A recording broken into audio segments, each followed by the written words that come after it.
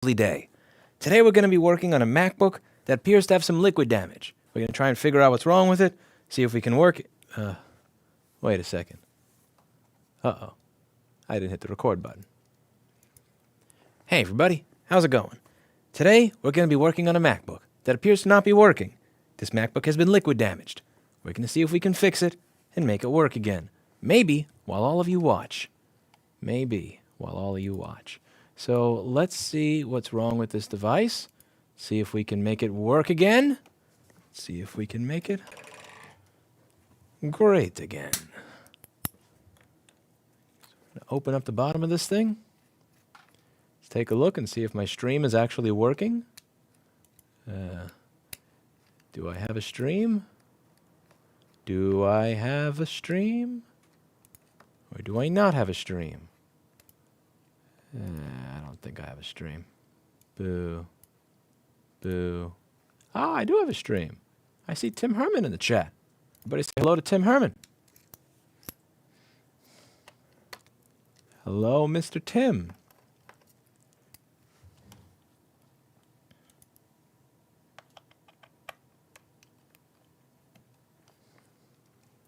I don't know if Twitch is working. Twitch is kind of a dumpster fire of a platform.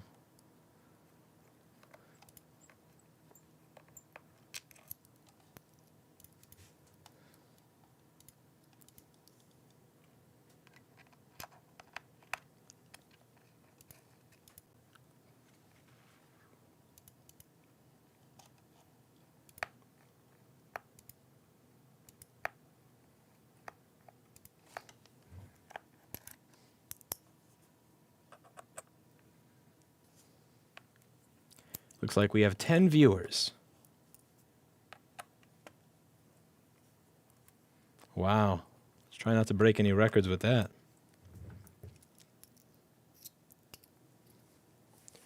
All right. And let's see if I got my little... Where is that thing? Where is that thing? Come on. Who took my little blue piece? What asshole took my little blue pry tool? Oh, you schmuck. You schmuck. If I knew where you were, if I knew who you were. Alright. Found it. Found it. Fix my Lenovo Yoga keyboard. No.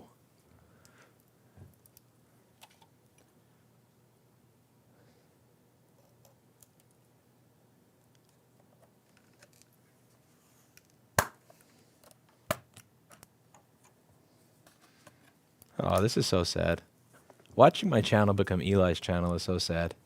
I remember when I used to do live board repairs back in 2016, when I had almost no subscribers, and I'd have 500 or 600 people watching. I have 18. 18.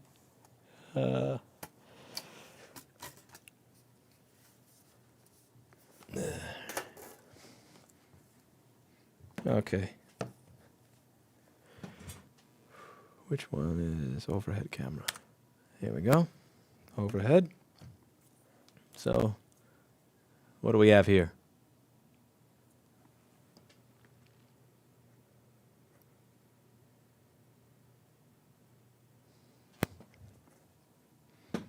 We have a MacBook.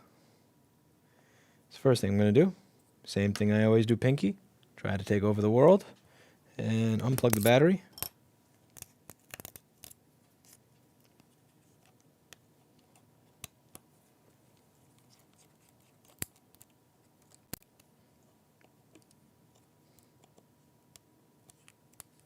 Now, usually I decide that I'm going to just go ahead and plug it in immediately and see how much power it's taking. But in this case, I'm not doing that immediately because there is some very obvious corrosion and crud right over here.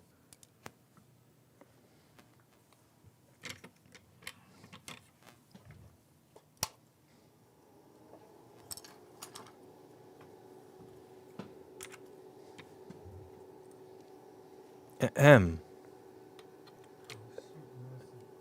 Sweet mercy. Sweet mercy. Hello, T. Kozak, and thank you. Sweet effing mercy indeed.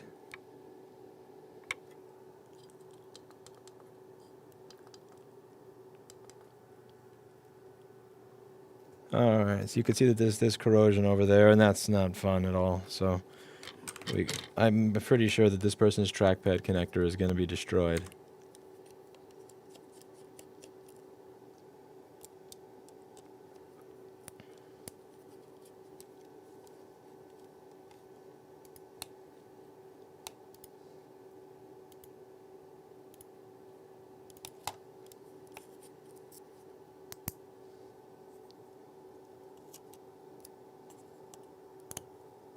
Okay, I was wrong. The trackpad connector is actually in fine condition.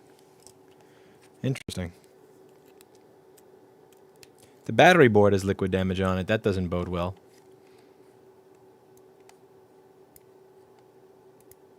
Any thoughts on Apple's M1 SoC? It seems fast and energy efficient.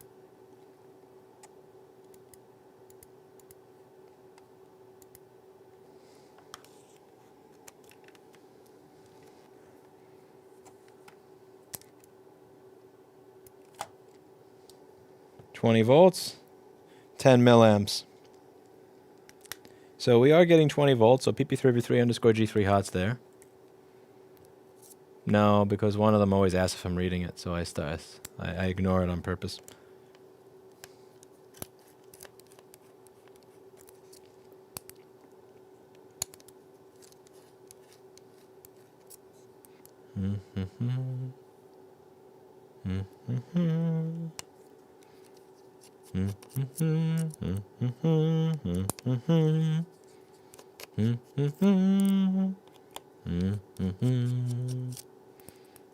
Okay, so we're going to take the board out of the case. Now let's see if anybody here watching has an idea. When you have an 820-00840 or 820-800875 board, and it is taking 10 milliamps at 20 volts and not pulsing, where would you begin to look in your troubleshooting quest? Don't you say that out loud, Aaron. Don't you say that. Don't you wish that on me. Don't you wish that on me. Aaron's mean. Aaron is a mean, mean dude.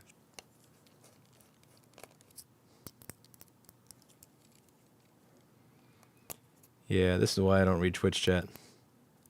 The answer that Twitch chat gave me was, not even, it was, with a bunch of U's before the H. Oh. Kind of sounds like an ogre getting bloodlusted in Warcraft 2. Anybody remember that noise? What was the noise of an ogre getting bloodlusted when he's an ogre mage in Warcraft 2? By the way, you should be able to see what's wrong from here. I can see what's wrong from here, and I'm wasting my time on this piece of shit anyway, which I really shouldn't be doing. Can anybody see what's wrong from here? I'll give you guys a little bit more zoom. How's that? Yeah, you get a little bit more zoom. I know, I know. You can't change the category in Twitch on Restream anymore. You used to be able to, now you can't. And it requires two-factor authentication to log into Twitch. And that's just way too much work to do for a platform that doesn't pay me. So I will stay on Twitch until they ban me. It's really annoying. Like, I use Restream to stream to multiple platforms, and I figured, okay, fine, I'll log into Twitch. But then when it says I need to log into my phone because it demands two-factor authentication, then I just say fuck it and don't bother. I probably would give a shit if there was a reason to, but I don't really care. Okay, so can you guys tell from here why this is likely going to be a giant waste of my time?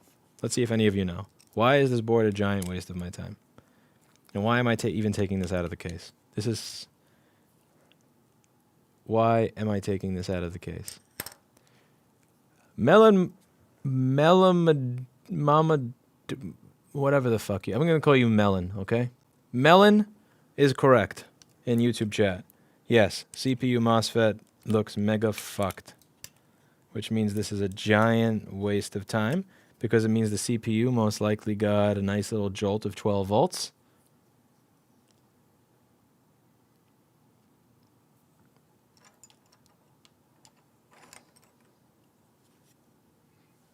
That is gross.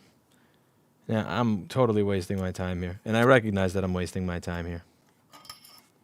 I grabbed the wrong shit. And I'll go over and I'll show you in the schematic and the board view in a moment, if I can get Flex board view to open properly, why this is most likely a waste of time. That's not going anywhere.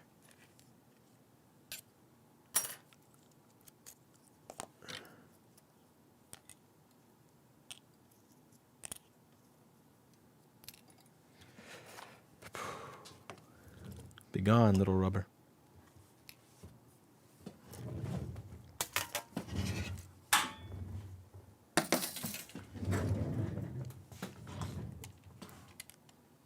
Someone said, but the trackpad connector is still okay. Oh, that's not funny. I want to waste time on this piece of shit.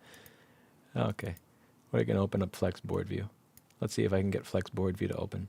Opening Flex board view is not always the easiest thing, you know. This is Paul Daniels software.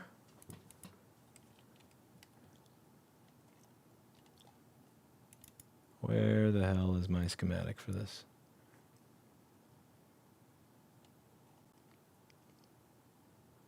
Do I seriously not have that schematic on this computer? No way.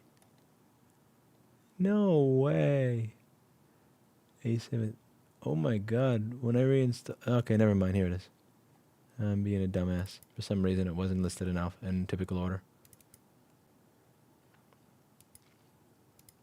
Okay, let's open up Flex board view. Where is this Flex board view? Flex BV. Open.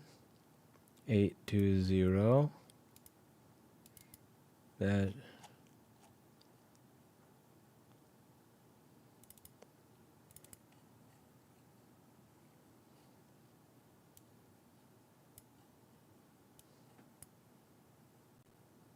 Okay, let's see if this works. Go OBS, go. Okay, never, I gotta do this manually. Flex.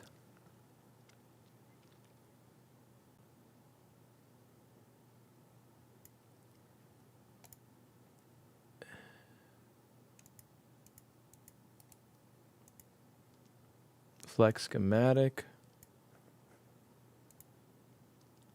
Okay. So why is this board a tremendous waste of time? Excellent question. Excellent question. So let's go over to U7420 and get an idea of what this chip does, shall we? So here's what this chip is going to do. Are you ready? This is kind of like a set of two transistors. You have PP bus G3 hot. This is the main 12-volt rail for the computer.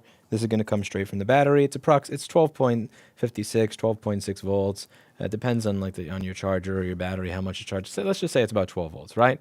And what this is going to do is it's going to turn 12 volts into a bunch of little pulses.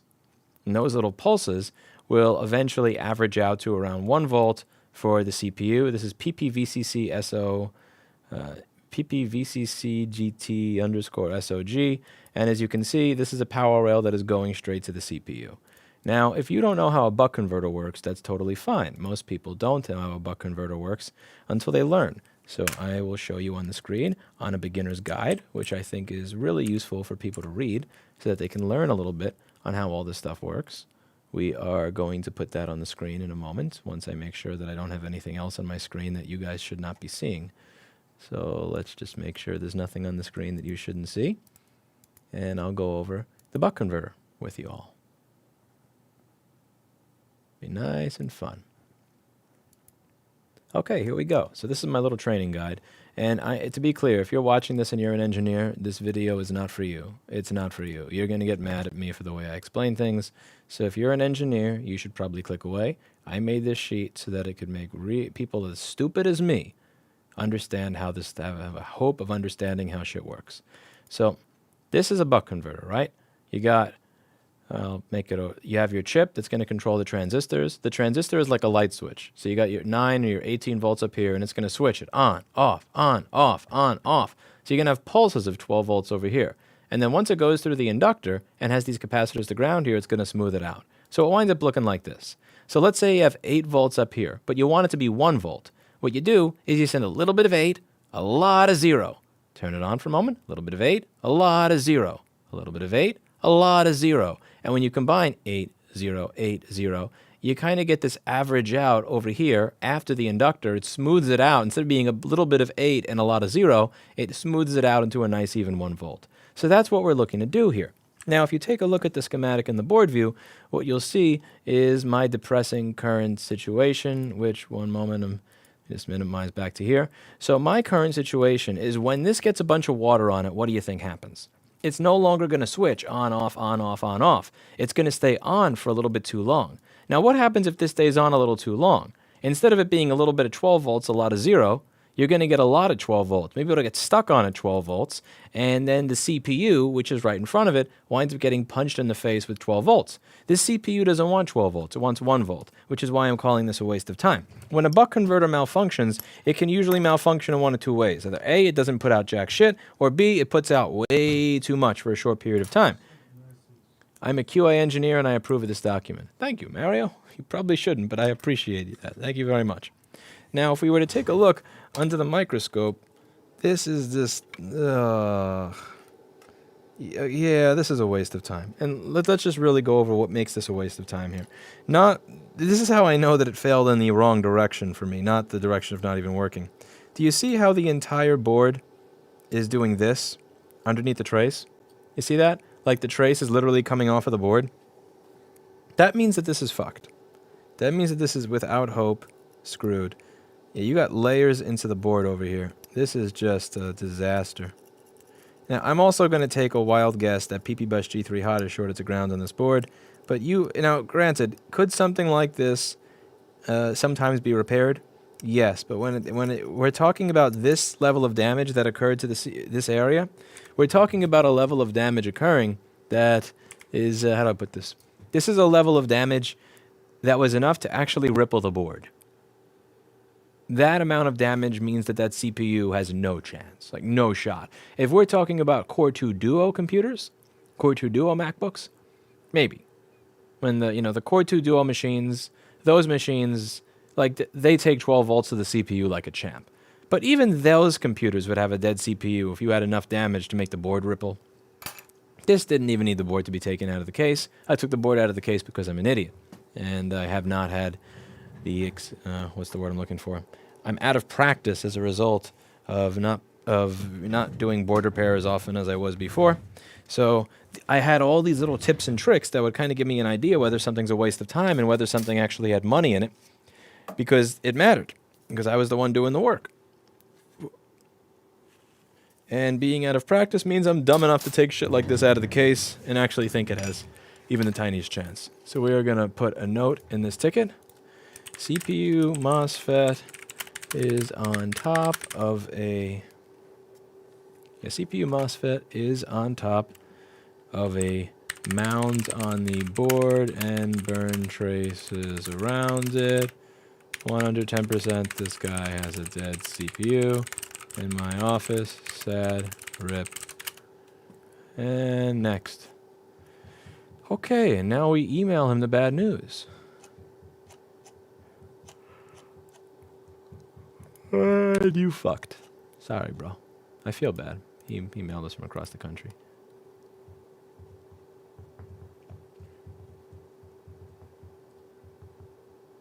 I try to avoid using any liquid damage boards for donors. I don't mind using a board that has a dead CPU as a donor, but if it has liquid damage, you really never know what got shorted to what. So in the interest, I try to, I try to avoid that. Okay. Hey, 1708.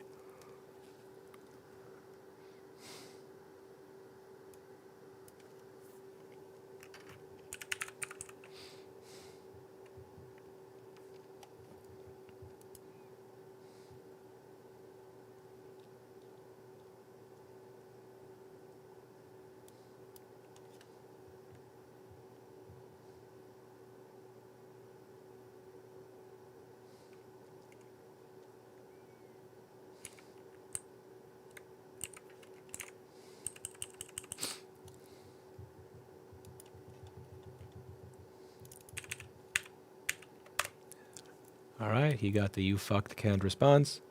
Next. feel bad for that guy. I don't like sending out the "you fucked" canned response. Okay.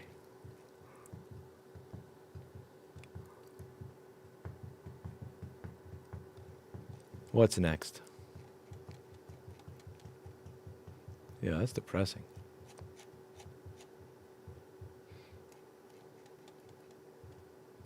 Alright, that's next machine. H19. H19. Ooh, we got 88 viewers. Hello!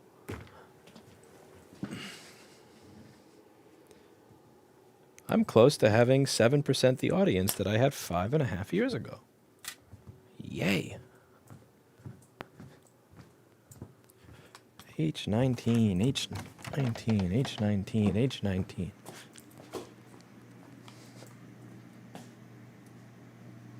The first machine that I grab has a mountain under the MOSFET for the CPU and all the traces burned coming from it. That's not fair.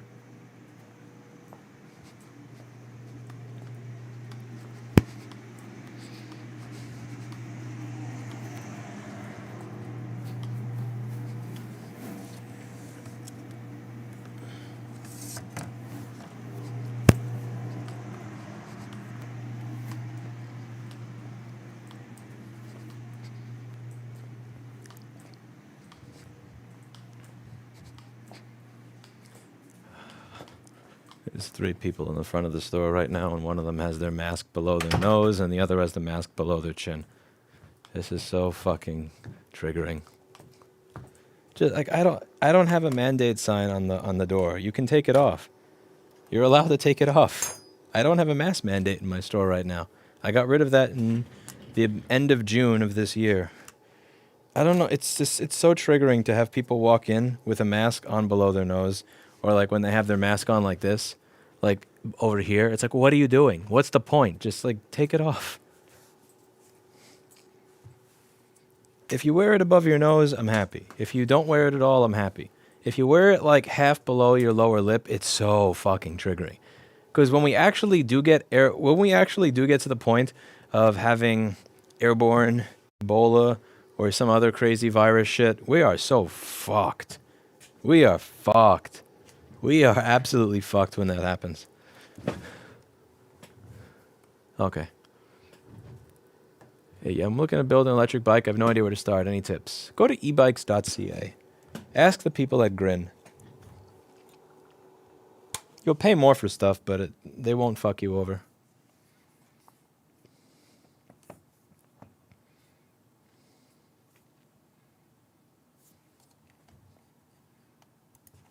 Hey everybody, how's it going? Today we're going to start working on a MacBook. This is an A1706 that has liquid damage. We can open it up and see if we can make it work again. Hopefully you guys will join me along the way. All right.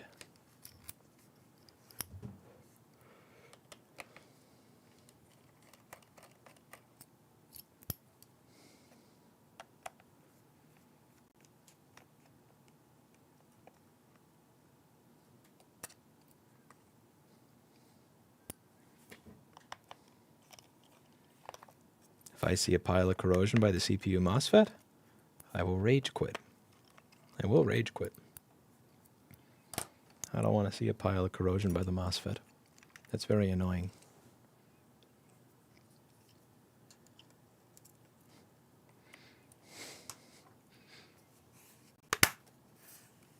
No Paul Q, Mario. Don't wish that on me.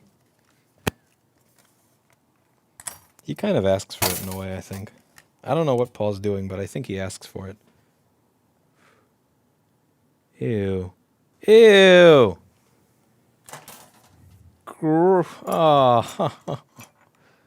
Fuck me. Fuck me. This thing just jumped into my keyboard. Oh, why are people so fucking disgusting? Why are people so gross? Fuck, this is... Is it that much to ask that people fucking clean their shit? My God. Like, I've never opened one of my computers and had bugs in it. Ever. Ever. Okay. So we are gonna do what we do every time, Pinky. Try and take over the world. I mean, we're gonna unplug the battery so we get an accurate amperage reading from the motherboard.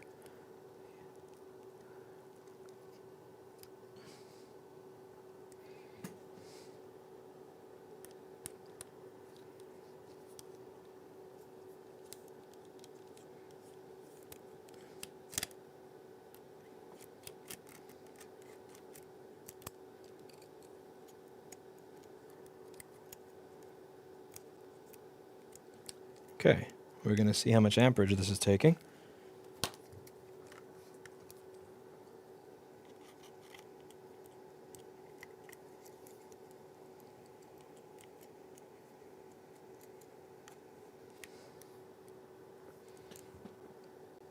How much amperage are you taking? It's not taking anything, it's not even turning it on. Let's try the other port. Okay, 5 volts. 5 volts, 10 milliamps. This is not even going to 20. So let's take the board out and see what we have in here. Sure isn't, Vamian. You got screwed. Bruh, you're poof. You're poof.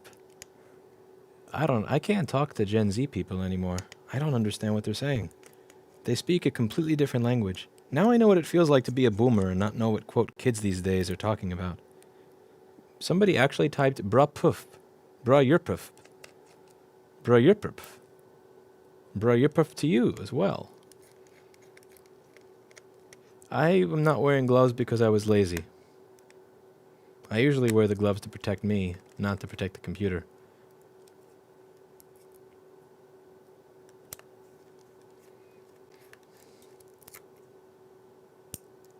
Such is life, Rob Shot.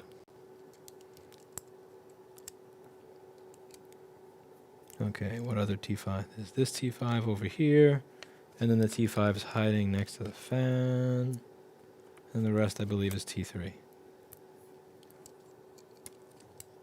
This computer's going to give me Omicron. I already see a little bit of corrosion over there. I don't want to get Omicron from the computer.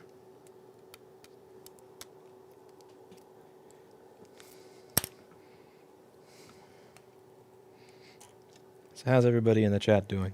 You all afraid of Omicron?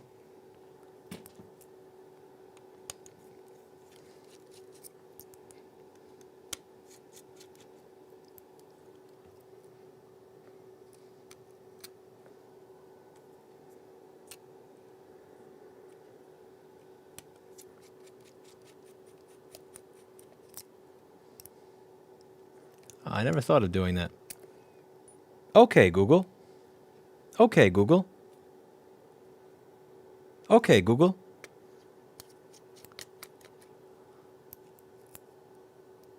Okay, Google. Okay, Google.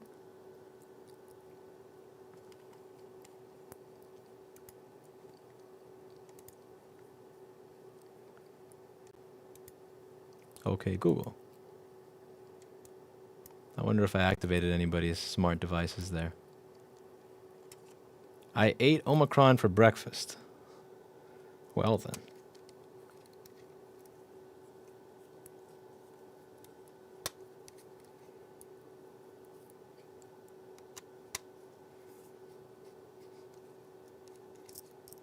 This is an A1706 MacBook Pro with an 820-00239 motherboard.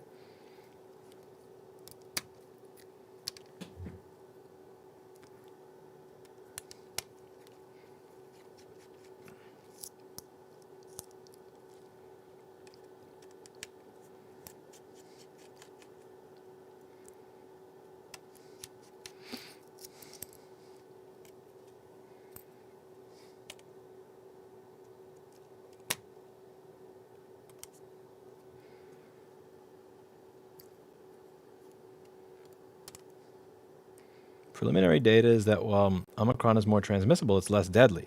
That is what you would want.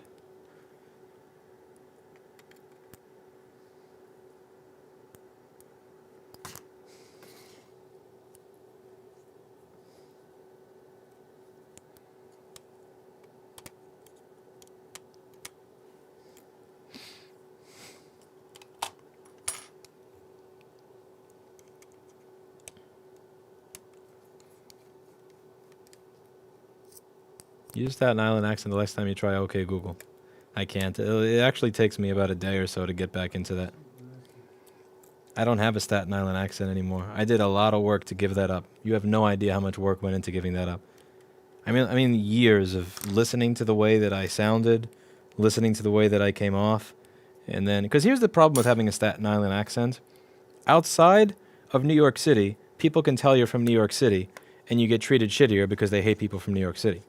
Inside New York City, they can tell you're from Staten Island, and you get treated worse for being from Staten Island. So having a Staten Island accent has no win, because outside of New York City, it's just enough New York that people hate you, and inside of New York City, it's Staten Island, so they hate you. So I've done a lot. I've done a lot of work to really work that accent out of my Oh! Oh, come on! You fucking piece of Paul Q dog shit garbage. The fuck? Okay. Does anybody understand why this is a bad thing? It's fucking Paul Q bullshit right there.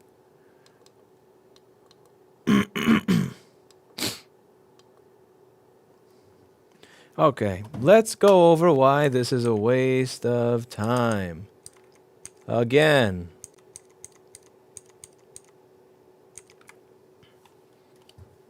By the way, when I Alt-Tab and I'm using Flex Board View, it doesn't have an icon, even though all of my other programs have icons. I wonder if that's Linux's way of telling me that I'm using illegitimate software. It probably is. I don't think that Linux recognizes Paul Daniels' software as legitimate. Perhaps it'll install a virus on my system. I don't know. Okay, let's go over why this next piece of my queue is a complete fucking waste of time. And how, by the way, for any of you wondering, this design flaw that I'm going to demonstrate to you is true in today's Apple products. You could go to an Apple store today and have the exact same issue that this person had because they have not changed this design, to my knowledge, in 5 years. This is peak dumbasses. I don't know how, I really don't know how else to put this. Like, you know what? No, let's... This affects a lot of people, and it makes the device less repairable into the future. So let's just go over this over here. So if I were to find a display connector, this is the display connector. Now, why do I have this issue?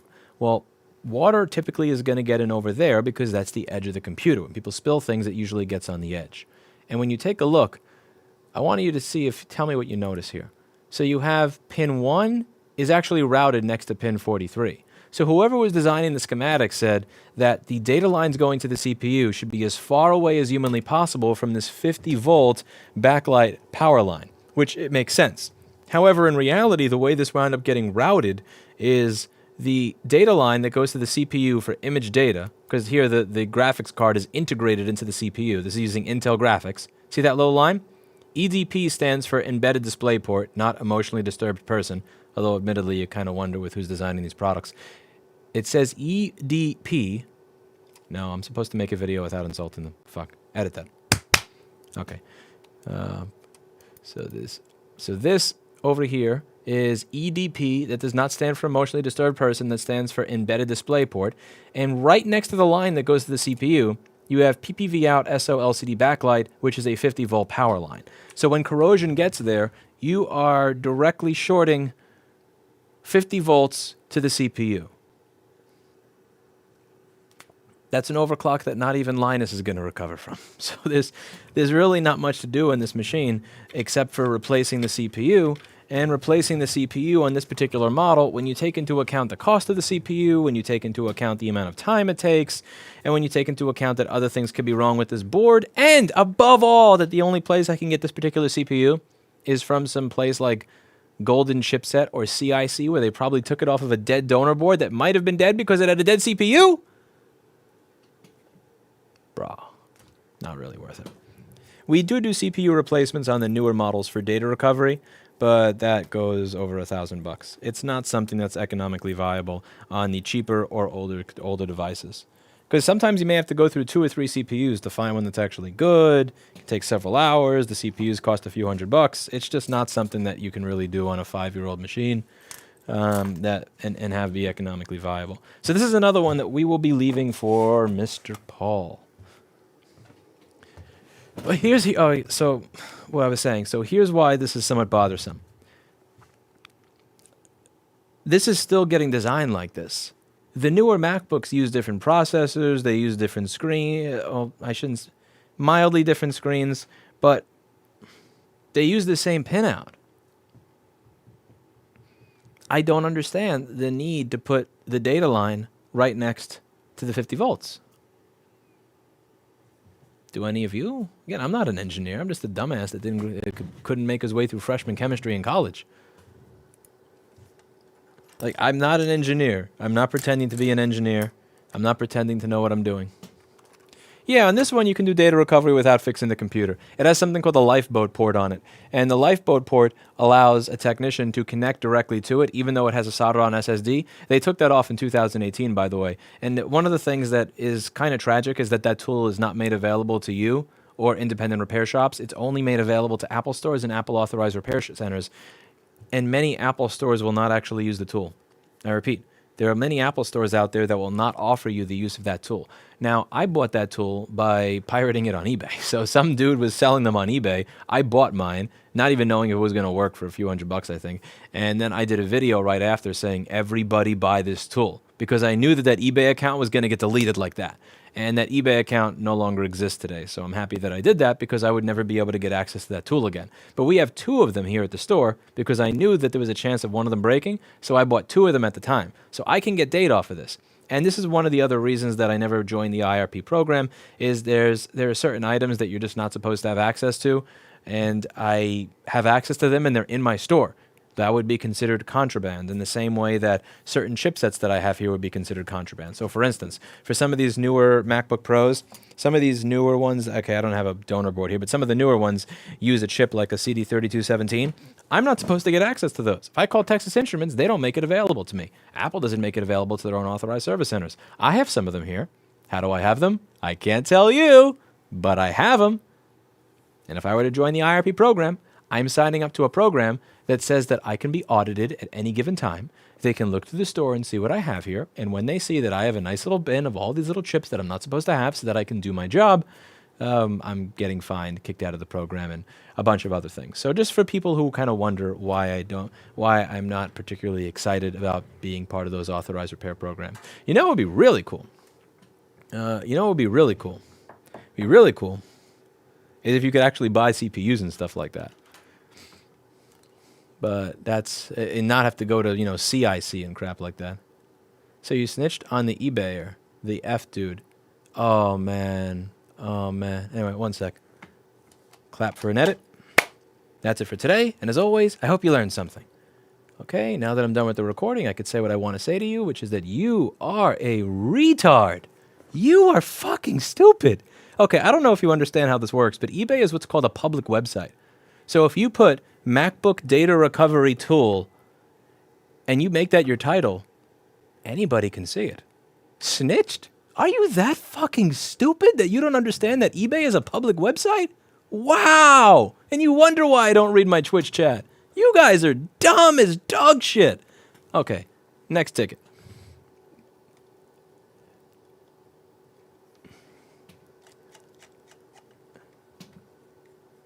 My God, back to YouTube chat for me.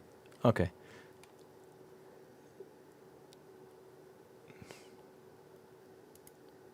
eBay is a public fucking website. Oh, okay. Anyway, sorry, sometimes it takes me aback.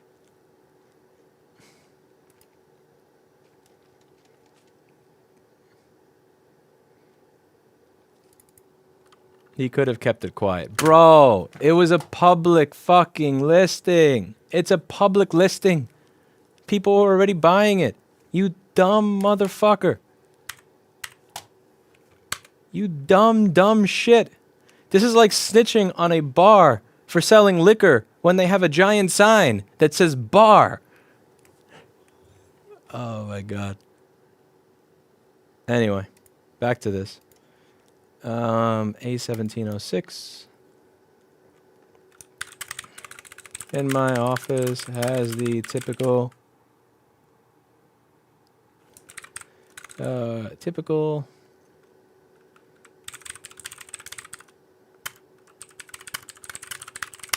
SATA line. My office has typical backlight data. Line short.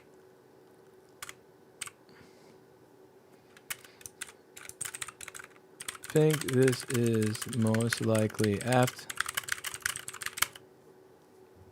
I have an A1707 motherboard that is getting 20 volts and 0.08 amps. What do you suggest I look at first?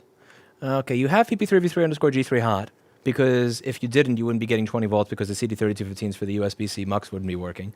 I would check PP-G3 hot. What voltage is PP-G3 hot? Then from that, check the S5 rails. I would start with PP3v3S5 and PP5ES5 and then continue from there. Also, is it pulsing? Is it using 80 milliamps or is it going 80, 90, 100, 80, 90, 100, 80, 200, 80, 200? Or is it just 80, 80, 80, 80, 80, 80, 80, 80?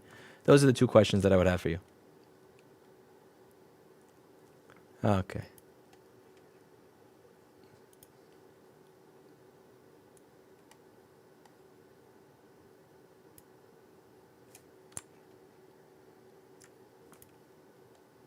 Do you have a multimeter, Renee? See if you have a multimeter.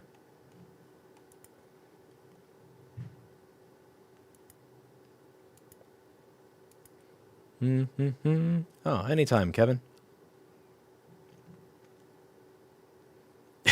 Terrible fires being mean.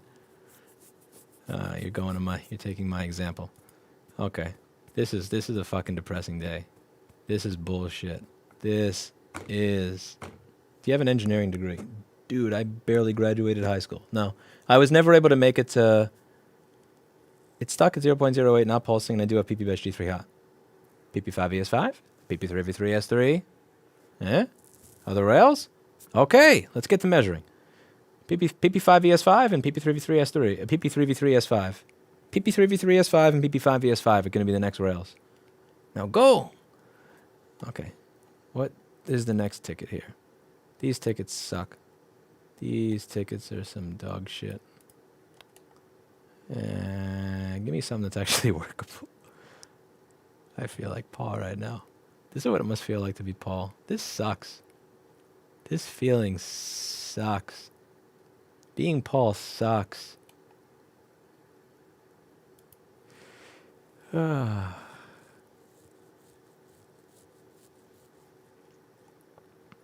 Warm cup of black tea with a teaspoon on my laptop. The laptop was open. It shut off 20 to 30 seconds after. Okay. Whoa, this guy was referred to us by a DuckDuckGo search. Holy shit. Somebody used DuckDuckGo. I am impressed. Well, third time's the charm, as Aaron says. H16. H16. Be right back.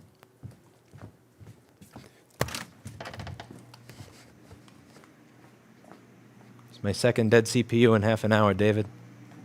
This is no fun.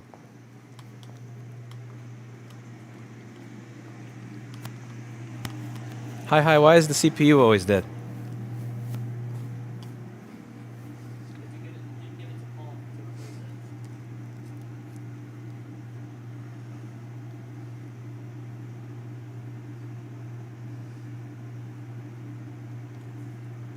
This is bull. The first one had the pop like this delamination of the board and it popping up, and the second one has that little drop of water right next where it sends 50 volts to the CPU, right next to the backlight. Did you know the new machines are still being designed like that? Really? Yes. What the fuck? That's the most retarded shit I've ever seen. Like you've been doing. That's got to be a record to have it, because they've had a lot of issues where it's there for 1 year or 2 years, like 2.5, but like 5 years with the exact same thing. Like, I don't think if they actually use the same screen across all the models, I would be like okay, but like even then, you should just replace the issue anyway. Like, yeah. It's silly.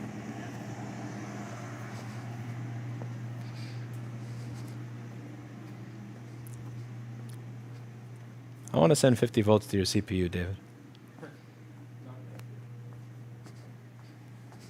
I should charge my bicycle while I'm here. My battery should have warmed up by now.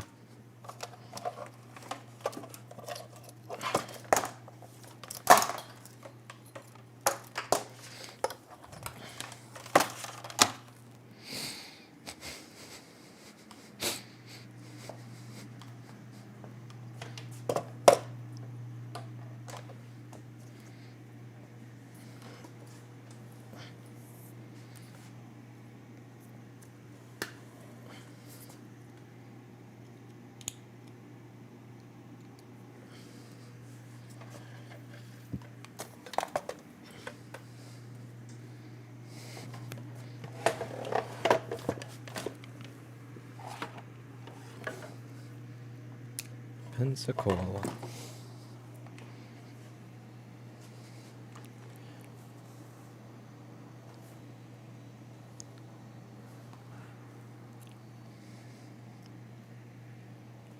Pensacola, Florida.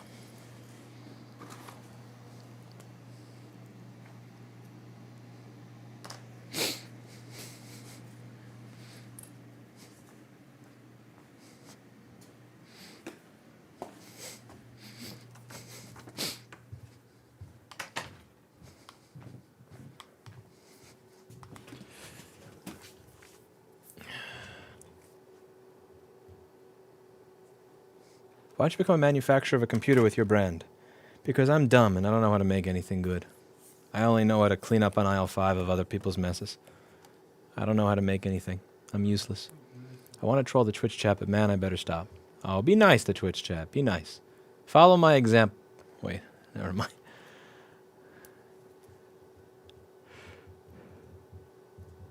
I really need to get one of those ST862Ds. I wonder if Atom was memeing when they came up with the model of that station.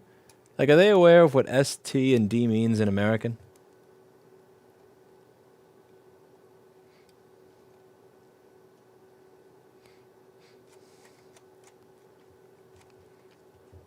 Thank you, Terrible Fire. Thought of getting a heated jacket that takes a battery. Popular Power Tool brands sell them. I haven't thought of that. I have gloves that are chargeable.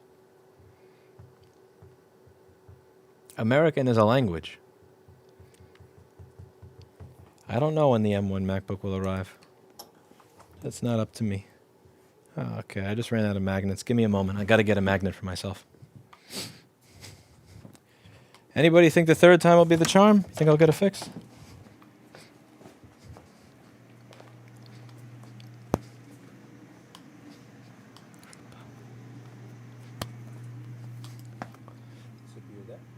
Don't you dare, David. I just need a magnet. It probably will be, but my... You know what's really interesting? I don't know if you have this happen to you, but do you ever have it happen where like you get 3 or 4 that are no fixes in a row, and even though you've been fixing boards for 2 or 4 or 8 or 10 years, you just wonder, was I ever good at this? Like, was I ever actually good at this, or was I just lucky all those times? Were they just... Huh? Those are my worst days. Yeah, because it doesn't matter. Like Steve said, you know, the reason that I have the basketball thing over here and like the Nerf guns and all the stuff to screw around is because if I didn't do that, I would fucking bang my head against the desk and I have jump. a bald spot and now I look like the Steve because I have so many of those. You have a bald spot? Yes. I have Why? a bald spot. From cutting your own hair or something else? No, I'm losing my hair. Oh.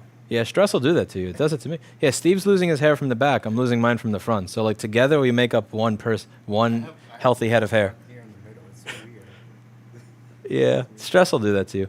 No, well, Steve said the reason that I have to take breaks constantly because when you spend 9 hours on one hard drive and there's no data coming from it, you just want to like it fucks with you.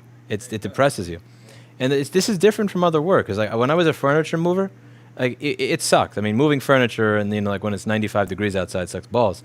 But like there's no depression to it. It's just hard work.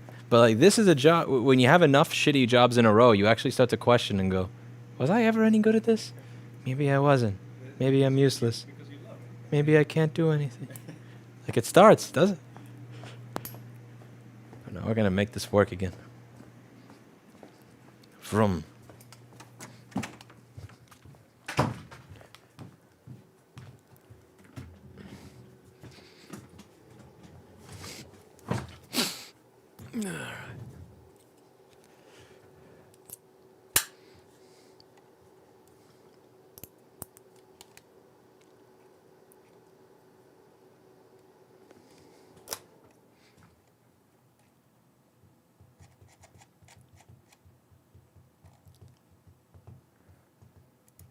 Hey everybody, how's it going? Today we're going to be working on an A1707 MacBook Pro that has liquid damage. We're going to see if we can fix it and make it work again. If this has a dead CPU like the other two I worked on today, then I give up. And I'll be selling my business to You Break I Fix, or maybe an Apple store. So I'm half kidding there. Okay, let's see if this works. See if we have anything good. I can tell that somebody tried to open this in the past because there's a giant gash right by where someone would slip with their screwdriver over there. So I'm probably not the first person to have opened this.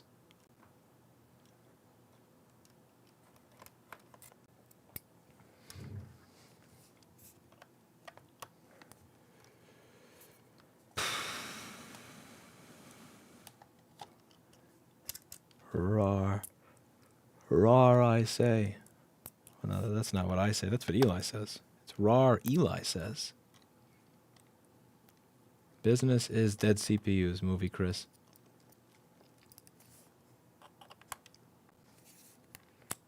No, I don't do claps for audio sync. I do claps for editing.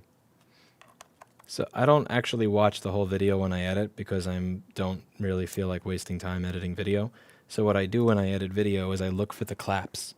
Either the obvious sections of long silence or I just look for the claps. So if I fuck up in an area, I'll clap because you can't see when you fucked up when you're looking at the video and the waveform, but you can see where you fucked. You can see a giant spike in a waveform.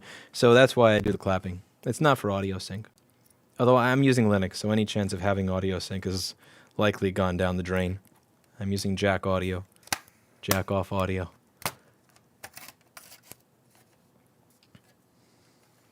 You never saw a U-break I fixed before today, John? Where are you that you never seen one? Callum, you are not my dad. You don't tell me when I get to work. You are not my dad. Vroom indeed, says Mario. Thank you. I don't deserve that, but I'll take it. Okay, so what do we have inside here? It is heavily dusty. And there's a couple of signs that I'm not the first one in here, and I'll let you guys guess. Can you guys tell where the signs that I'm not the first one in here are? Anybody know? Okay, so the first sign is this is not in the right spot. Thank you very much, Mario. That's too kind of you. I don't deserve it, but I'll take it.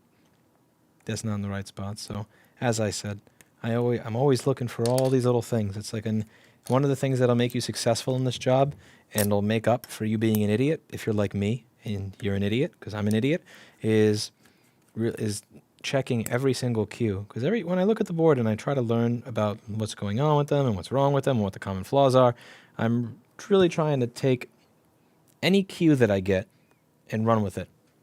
Also, this machine smells rotten. Even if I do fix this one, I'm still going to kind of feel like I lost because it actually... You can't smell this. Maybe in the future. In the future, like 100 or 300 years from now, you know how we can colorize videos now? You know, in the year 2500, when you'll be able to eyes this video, you'll be able to smell what I smell. But it's fairly disgusting. Oh, God, that's gross. Because I hate myself, Korika, that's why. I've always been Linux curious since 2002. Oh, this smells really bad. I don't usually clean the boards before working on them, but I really don't want to smell this. It smells like rotten milk. Even if they get... I don't know why you would... Even if they get this back, I can't fix that. It's inside the keyboard membranes and screen all these places that I can't get to without destroying parts of the computer. There's no such thing as... I can't just dip this computer into an ultrasonic cleaner. You can clean the board. You can't clean the entire machine. It smells like rotten milk.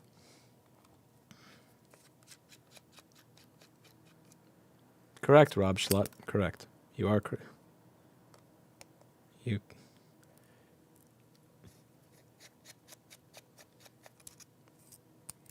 Yeah, the clapping for editing works really well because you'll be able to see on the screen where you screwed up. I really don't have the patience to actually watch. I don't want to listen to my content. I have no patience to listen to my own stuff. So I do my claps for audio sync. Not for audio sync. I mean, I do my claps for editing, and then I just run it through. I just cut up the video right where I see the claps, and that's that.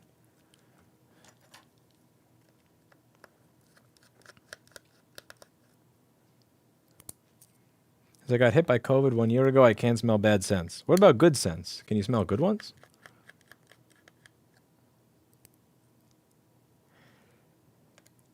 Linux curious does not make me a bad person. It just makes me a masochist. By the way, how many clicks and pops have been in this audio so far, out of curiosity? How many little random clicks and pops?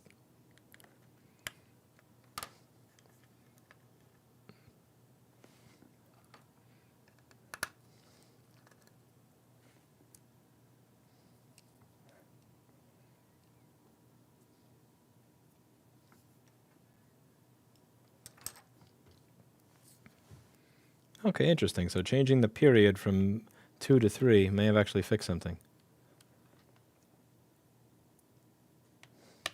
Thank you for the 50 mixins. I'm fixing a MacBook because it is Saturday. Actually not fixing anything, really. That's how I know you haven't been paying attention. It's been almost an hour. I haven't fixed jack shit.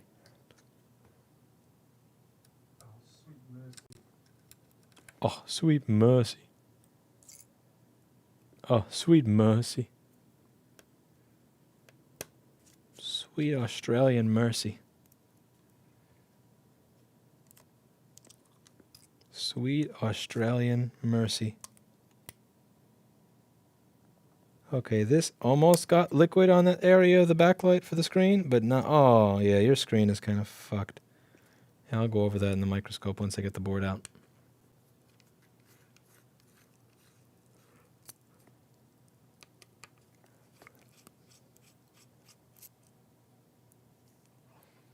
Sweet mercy.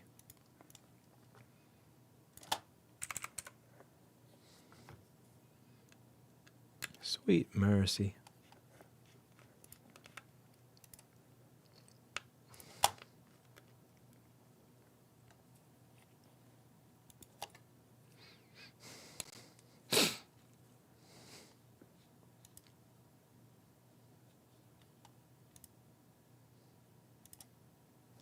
Sweet mercy.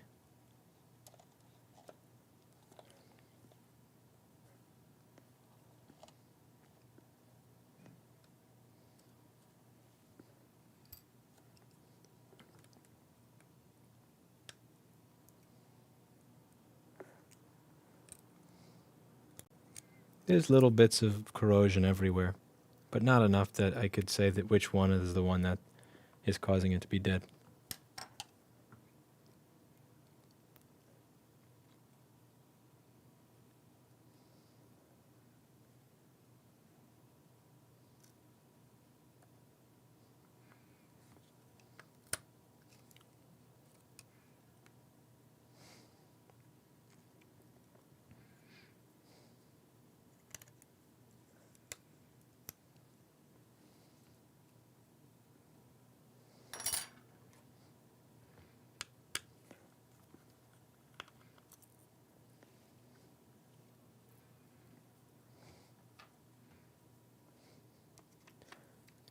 Use a ThinkPad, Neil D, or a framework.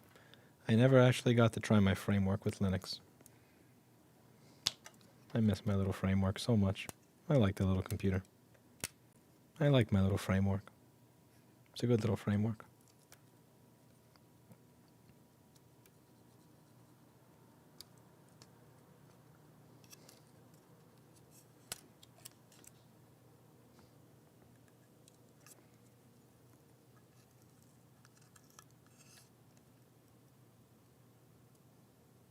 There's no map talking over me. There's nothing talking over me.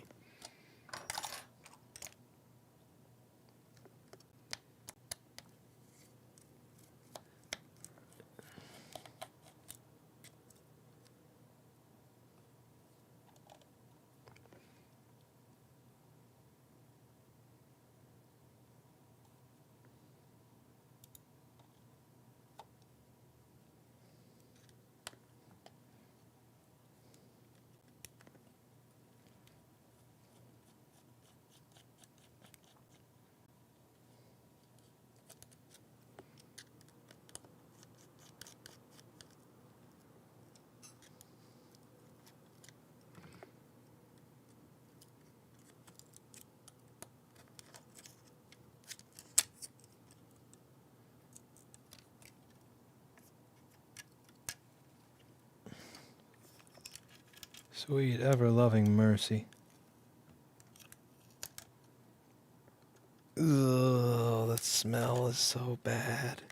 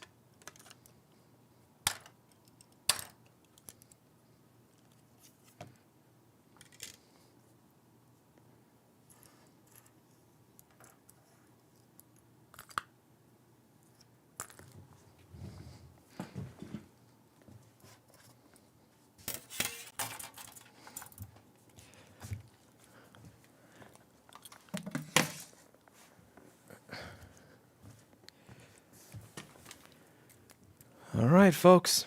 You ready?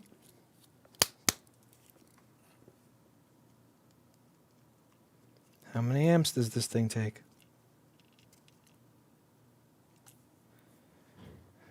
20 volts, 20 milliamps. 20 volts, 1 amp. Turns on.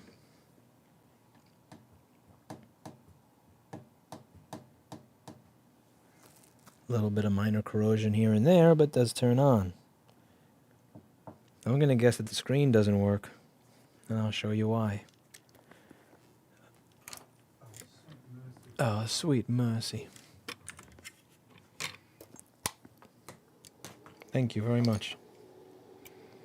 Take a look at the screen cable. Water got in the area right by the screen cable, but it didn't get in the area where it sends 50 volts to backlight. That didn't happen here. That didn't happen. I don't remember, not the engineer.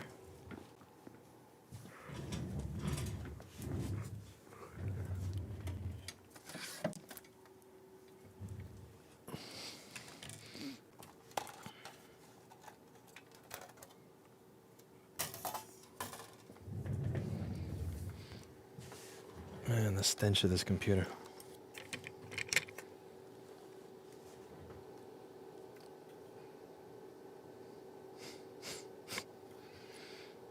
Oh no.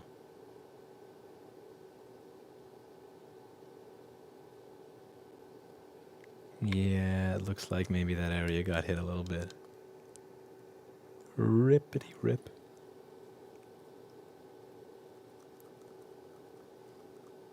See that? So there was a little bit of burning that happened over there. And you can see over here that there's some liquid that got to the screen. Oh man, see this? There used to be a probe point there.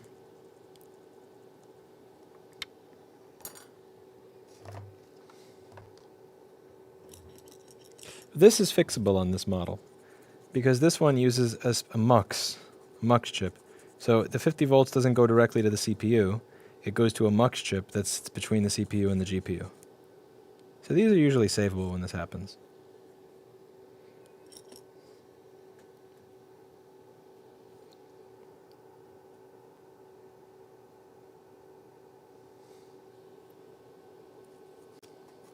I bet you'd remember her name if it consisted of random letters and numbers.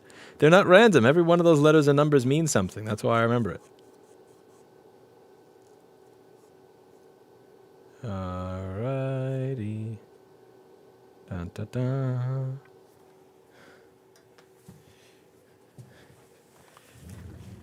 Well, if it's taking... Actually, I'm a little afraid because it appears to be stuck at 900 milliamps. I don't like static values.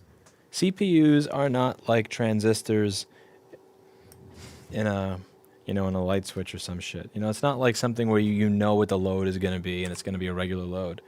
A CPU is going to be very, very variable. You've got millions of little transistors turning on and off and on and off and on and off.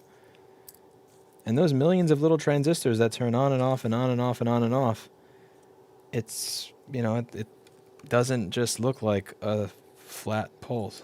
Flat line, dang. I worry for the soul of this little computer. I worry for it. Let's see if we have an image on the screen. This is some BS. This is 100% bullshit. I have a feeling that something tells me this is going to be a big pile of shit. Can't tell you what exactly makes me feel that way. But I got an inkling. Alright, so we got 20 milliamps. Nothing much. 1.23 amps. 1.32. 1.06. Okay, now we're looking more like the symphony of a machine that's booting. And then it gets stuck at 900 milliamps, and it stays there statically. A static... No, never mind. Okay, we got 760 milliamps, 1 amp. Okay, so it turns on. So this really kind of just needs a little bit of a cleaning. There's no fun to be had here. There's no in-depth repair. There's no searching and going through the board and all that. This is most likely just going to be a case of clean everything up a little bit and it'll turn on again. And perhaps, just maybe, it may wind up needing a keyboard. If he spilled something on the keyboard, it's very likely that the power button or something around there, or one of the buttons could just be keeping it from turning on. Maybe the trackpad has liquid on it. It's causing the SMC to stay in a SMC reset when it shouldn't. But this is not really going to be a fun repair. This is really just, the cosmetics of going through and wiping and ultrasonicking. And if I were to fix this, what you'd actually see is me walk over to the ultrasonic, put the board in it. When I turn the ultrasonic on, you would hear a horrible noise that distorts the microphone that would make you all deaf. I'd come back in here for about a half hour while waiting for it to dry. And again, that's the only thing more boring than watching paint dry is not watching a motherboard dry because the camera's in the other room.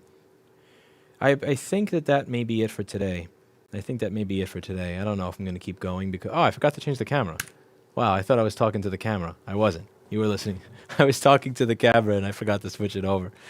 I was going to get myself something to eat, so I'm debating. I'm probably going to do that and end the stream. How come there's no more repair streams? Nobody watches them. Nobody really gives a shit about them. It's kind of like the same thing that happened to Eli, the computer channel. So Eli loses subscribers when he posts when he posts technical content. He actually is negative. Like, it kills his channel. And the same thing happens to mine. I noticed that. Now, it's not like I was going to stop doing the stuff that I do with my day because of it. But as I started to transition into doing management and running the nonprofit and everything else, and also as I've gotten shittier at board repair over time, it really doesn't make sense for me to go out of my way to film something that actively kills my channel. And I've got like 600 of these already. Once you have 600 videos, it kind of is like, it really does kind of blend. It's all the same shit at some point. Okay, shake your brain nipples. I can tell that Marion watches Eli. Okay, one sec, I gotta leave notes. Turns on and boots, but the...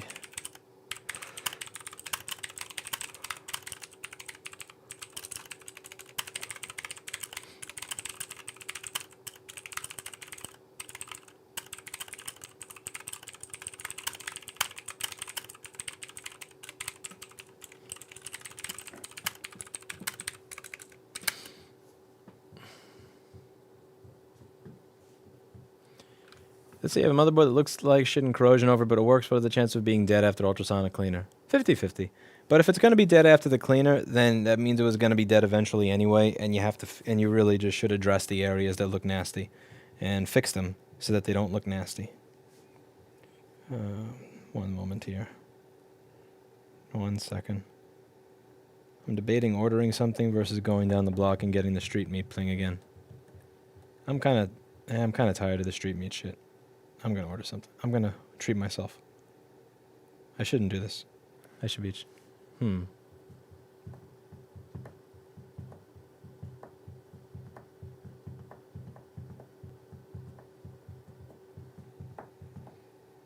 Yeah, I ordered something. We'll fix another MacBook. Okay. Steak salad, turkey meatballs. The data pins in my office needs...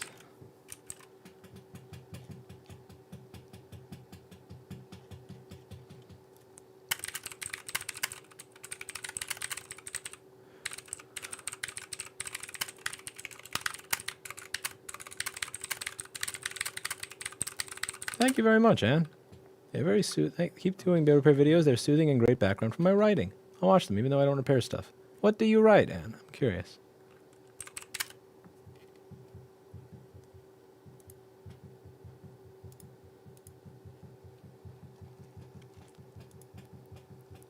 Okay.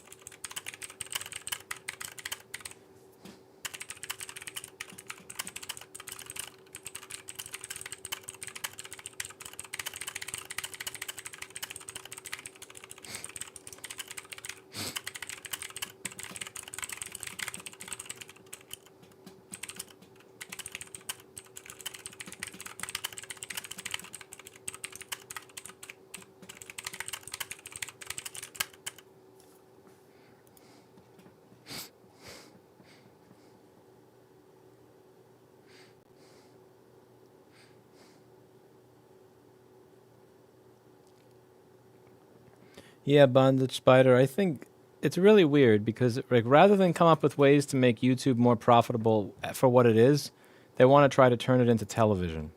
And I don't understand that. I don't understand the desire to turn YouTube into something that it's clearly not, which is another form of television. But I think that they look at the platform, and I think that she looks at it and she just thinks, like, what is this shit? Like, what is this shit? What did I create? What is this crap? It's just, it's like when you're hungry and you go to your fridge and you open it and you're like just disgusted at everything there. And then you go to the fridge again a little later because you get more desperate and you're like, okay, maybe there's something good here. And she just keeps scrolling through the fridge and she never finds anything good.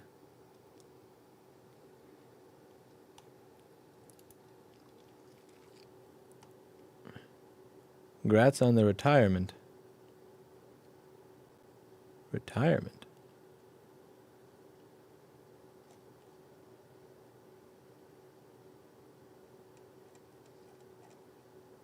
Hello, Rob Brown. How are you?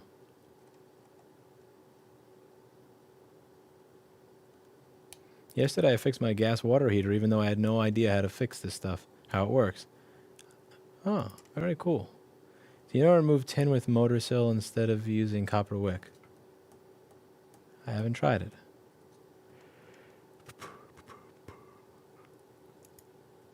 Oh, I'm sorry, Rob Brown. My bad. Well, congratulations on retiring, Pedro. You are now no longer part of the rat race. It's fun, isn't it? Now you gotta decide what you're gonna do with the rest of your life. That's a tough one because it can get really depressing if you don't have anything to do.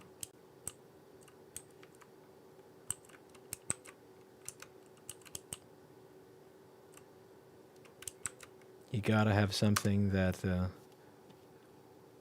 keeps your mind occupied, that makes you feel like you have purpose. It keeps the opiate addictions away. What's next? What is next? What do we have next?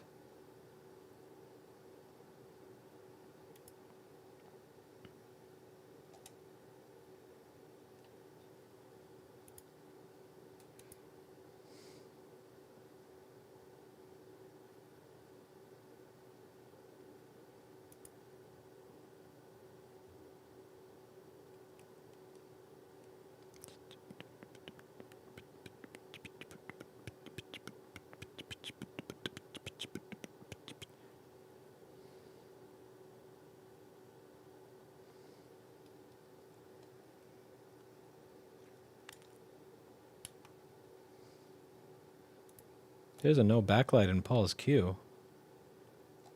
No way. No.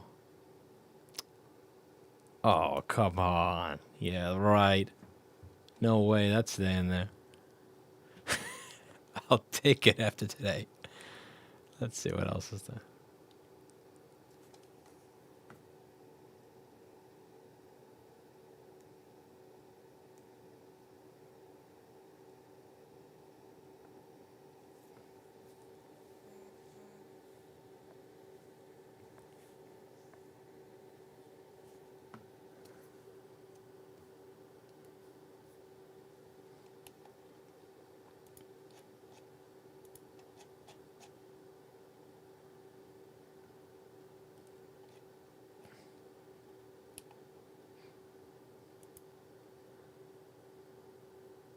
What do you think about Odyssey you post there? It's up and coming, and I hope that they continue to develop the platform and make it better and better and better. I will promote it, and I hope that they do miraculously well with as time goes on. And I don't mind promoting it because I know there's not a lot. The problem with those platforms, the problem with any platform that it becomes a refuge for people who are tired of censorship, is that the platform winds up attracting the worst, because essentially who's going to get censored first? The people who are the most disgusting or the most vile or the most controversial and the most unlikable, typically. So the site then becomes a magnet for those people. And then when other people see it, they're like, ew, I don't want to go there, it's vile. But then they stay on the platform they're on now and then whine and complain about censorship when their comments don't show up. And they make no connection to the fact that the platform that they hate is censoring people, and the platform that they hate is not censoring people. That's why it has a bunch of content that they don't like on it. And I find that really weird. One of the things that drives me nuts more than anything when it comes to people discussing Library and Odyssey is they'll say, I'll see these comments in my feed where they'll say, I'm really pissed off that YouTube is not posting my comment, or my comment's not showing up, or they deleted or shadow banned the videos of my favorite creator. And then I'll tell them to check out Library or Odyssey, and they'll say, well, I don't like what's on the homepage. I don't like this video. I don't like that person, and blah, blah, blah. And they make no connection between the fact that what they're complaining about is censorship. And then they're also complaining about a platform that has minimal censorship because it has content that they don't like. And it's like, pick one. You get one or the other.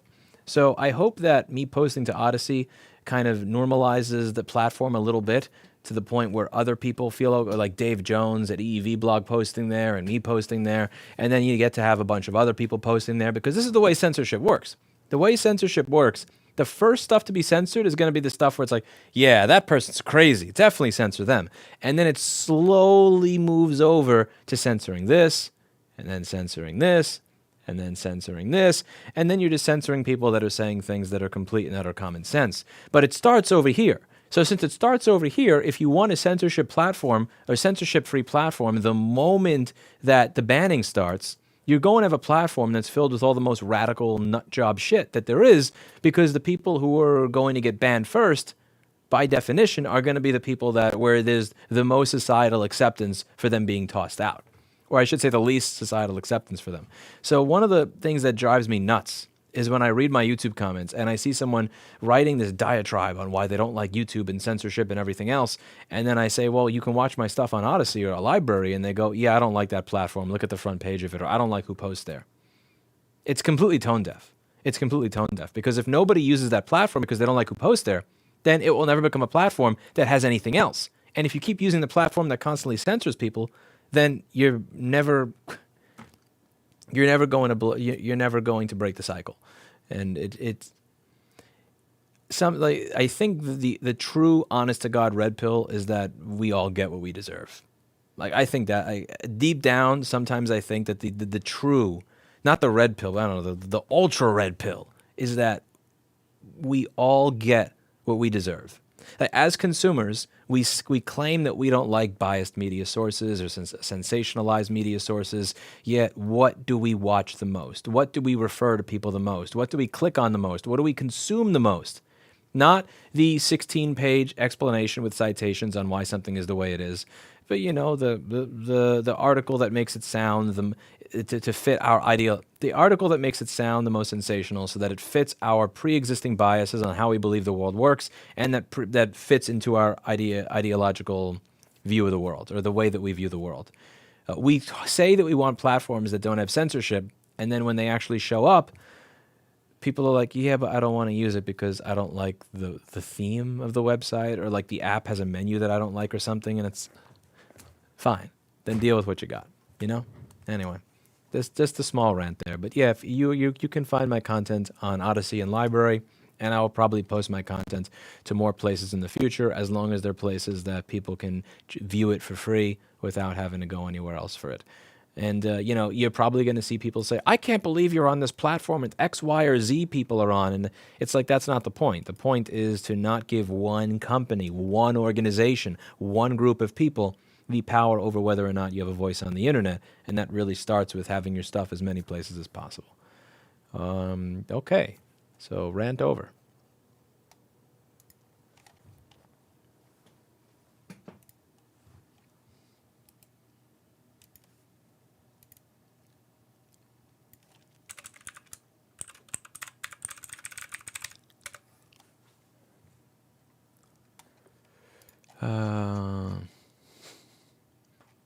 D17. We're going to do something that's really wrong. I'm sorry, Paul. Sorry, Paul. You don't deserve this. You deserve better.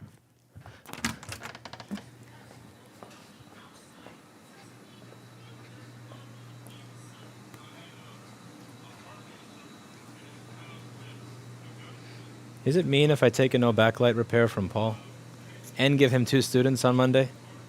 The 50.2 one?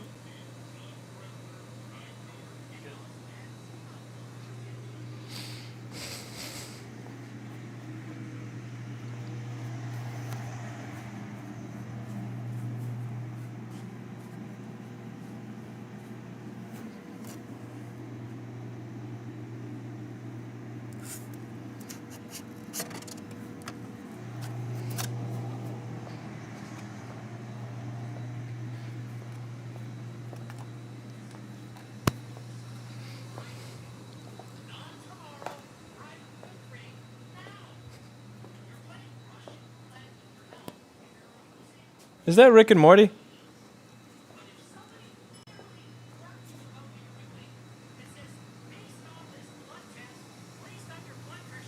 Oh, I thought that was Rick and Morty.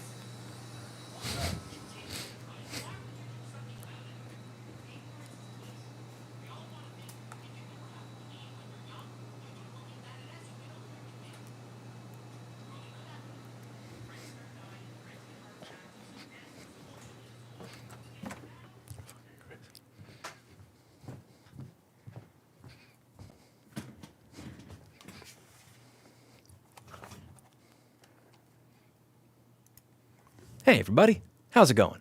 Today we're going to be working on an A1502 MacBook Pro that appears to not have anything showing up on the screen. We're going to troubleshoot this device, try and fix it, and show you how to do it. If you want to figure out how to do it yourself, I'd highly suggest that you pay attention to this video.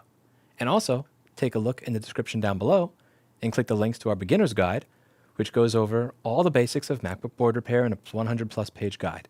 You can also check out repair.wiki, where we post common problems and solutions to every single model MacBook Pro and MacBook Air. Let's dig in.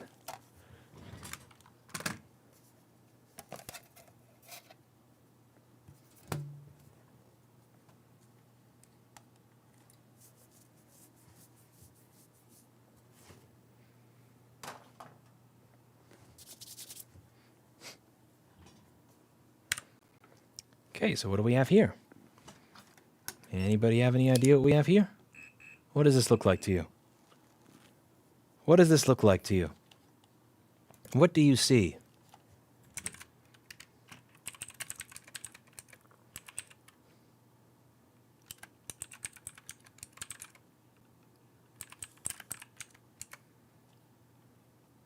What do you guys see?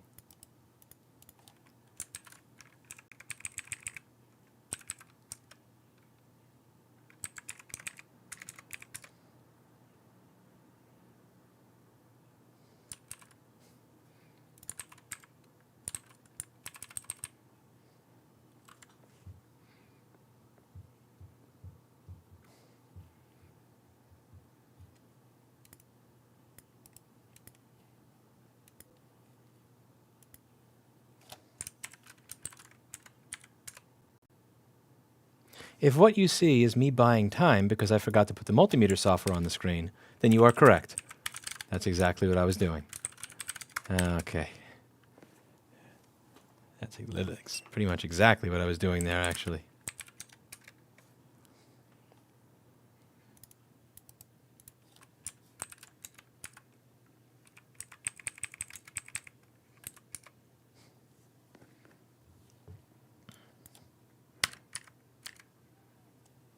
All right, so what I'm going to do is I'm going to see how many amps the board takes, plug it in. Okay, well, the other thing I notice here is that I have a piece of tape on the screen cable there. That does not give me a lot of confidence here. Okay, so the first problem I have is that the machine is taking 18 milliamps. Maybe part of why it is not giving an image is because it's not turning on at all. Actually a big possibility here. So a little piece of rubber just fell out of it. I'm gonna make sure I pick up that rubber.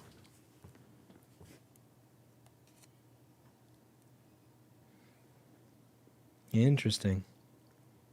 So they claim no image, but it's actually not turning on.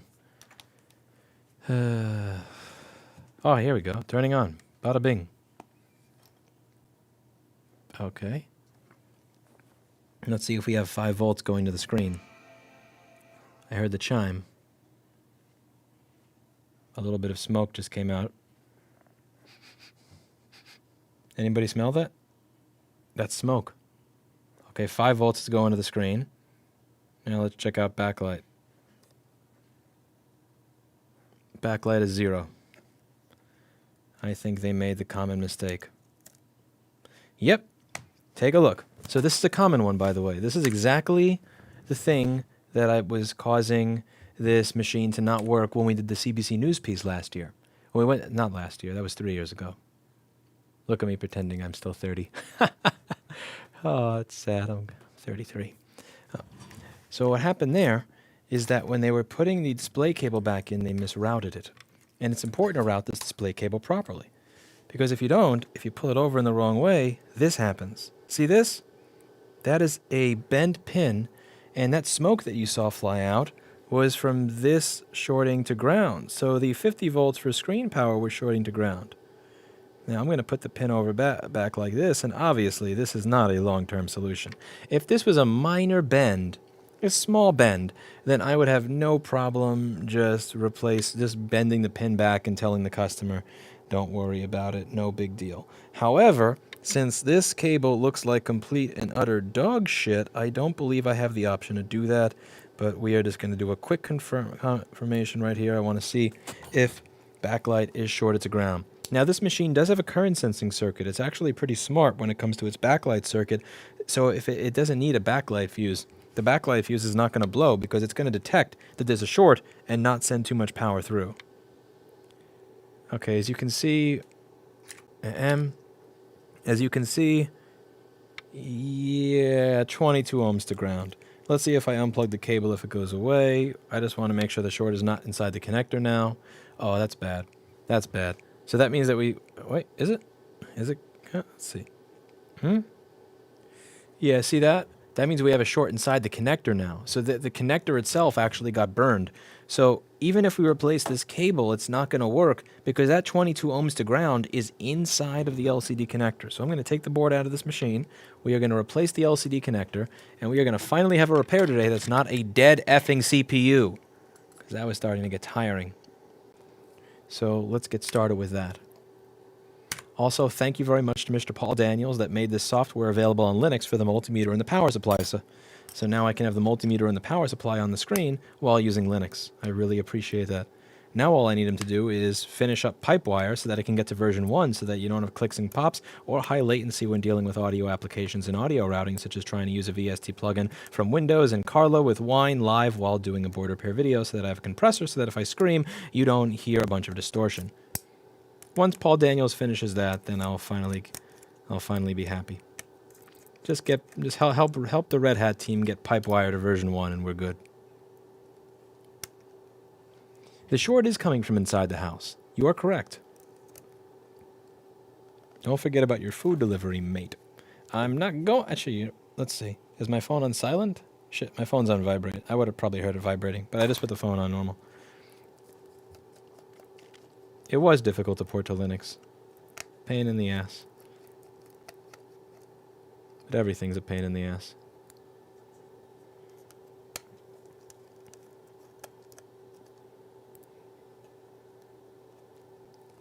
I think that's the wrong screw over there.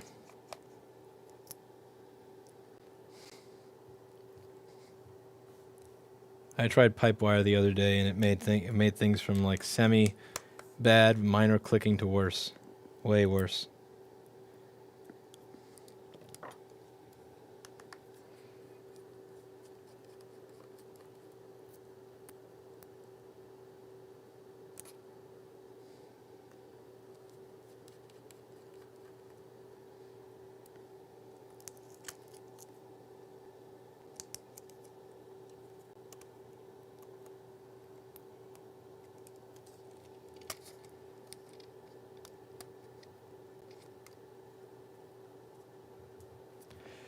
I'm not using Pipewire right now. Well, the thing is, before I was using Pipewire, it was like Pulse on Pipewire or some crap like that. It's so confusing how you set that shit up. It's like just getting the idea of how Pulse Audio works with Jack was a complete mindfuck for me.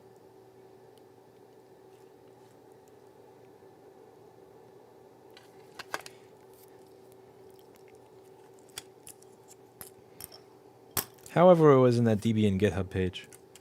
The DBX166 is gross. Pia. Pia.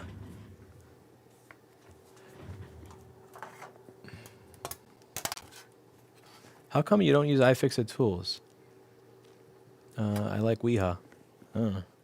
But iFixit tools are not really made for me. They're made for somebody that wants to have a full tool set with all the different bits in one little package so that they know they have all their stuff. if you're going to be turning your screwdrivers regularly and you know that you're going to be using the same drivers over and over and over again, getting a dedicated driver, you usually get one that's a little bit higher quality. And I like my Weha. I don't know what to say. I'm not shitting on iFixit. They make good kits. It's just it's a beginner. In my opinion, it's a kit. If you want to have a full screwdriver set that you're going to use a couple of times, but that's one thing. But I'm going to use this screwdriver over and over and over and over and over and over and over again. So the slight improvement that I get from the Weha screwdriver winds up being worth it to me. And the Wera. So as you can see, this board has a couple of issues. So this is the sad thing here. So this was sent in by another store. And what makes this kind of sad is they were opening it to address the liquid damage. See the liquid damage over here? Now the problem is that they wound up breaking the display cable while they were addressing the liquid damage, which is why this thing is here. But so the original problem on this was likely not that it didn't have that. The original problem on this computer most likely had to do with it having liquid damage. So this is the actual problem. And also, let's see, the backlight chip itself is dusty, but not bad. And you can also see the current sensing circuit over here. Also, kudos to Apple for including a current sensing circuit in the Retina models from 2013 and onwards. This is the current sense resistor, and you can see the two sense lines over here leading from the LED driver to the current sense resistor. The whole point of this is that if it thinks it's drawing too much current, the backlight fuse is not going to have to, you're not going to have to rely on this. The backlight fuse, not only does it typically blow, not only is it going to blow, meaning you have to replace a component, but often it doesn't blow quickly enough, so you wind up having external damage. If you take a look, and you'll see that the backlight fuse is likely fine. Yeah, 0 point something ohms. It's going to go all the way down if I leave it there longer, which is pretty nice. That's cool. And the current sense circuit is just, it's a nice piece of Apple engineering. So if whoever at Apple decided that we're going to put a current sense circuit on our backlight line for the Retinas beginning in 2013, I commend you. That was a good idea. Thank you for doing it. You've likely made board repair easier for people. And also, if somebody plugs something in the wrong way, you actually give them time to plug it in the right way without needing a board repair. So if somebody plugs something in the wrong way and shorts it to ground, they don't have a computer that's completely dead. They have another chance, assuming they didn't blow anything else up, to be able to do the repair properly, which is really cool. Having a current sense circuit on a high voltage, higher amperage line in the computer like that is something that I think is necessary and is useful, and I appreciate the fact that somebody at Apple noticed, hey, we don't have a current sense on our backlight line. Why? And decided to put it there. It's kind of cool. So let's continue on with this. We are going to replace the connector, and then after we replace the connector, actually what I need to do here is we're going to address the liquid damage under the board. But first, also, I forgot to take the SSD out, and there's no way I'm doing rework on the board with the SSD in it if I have the ability to avoid doing that. With the newer machines, you don't, because the SSD is a part of the motherboard, but anything I can do to lower the chances of any sort of data loss is good by me. So I'm going to grab a connector, and I'm also going to grab myself a bottle of water. I'm going to refill my bottle of water in the bathroom. I'm going to drink my bottle of water. Should I mute my microphone so you don't hear it? Yeah, fine. I'll mute it.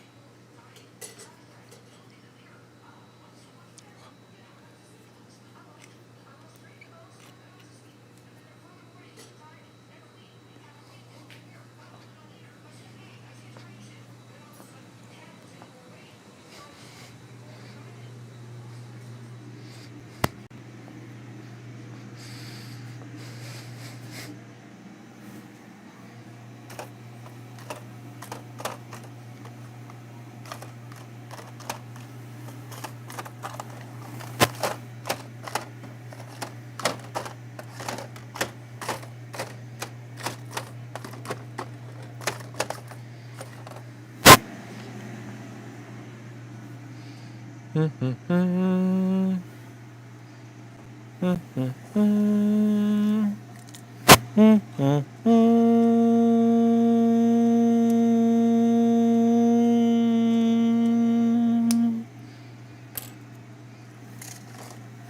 shipping desk smells poor.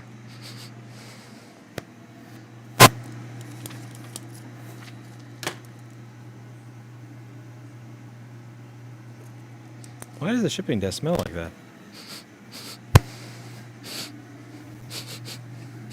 We hired a new shipping person, but I've not smelled him, so I'm not sure if this is him. I should smell the shipping person on Monday, see if it's him.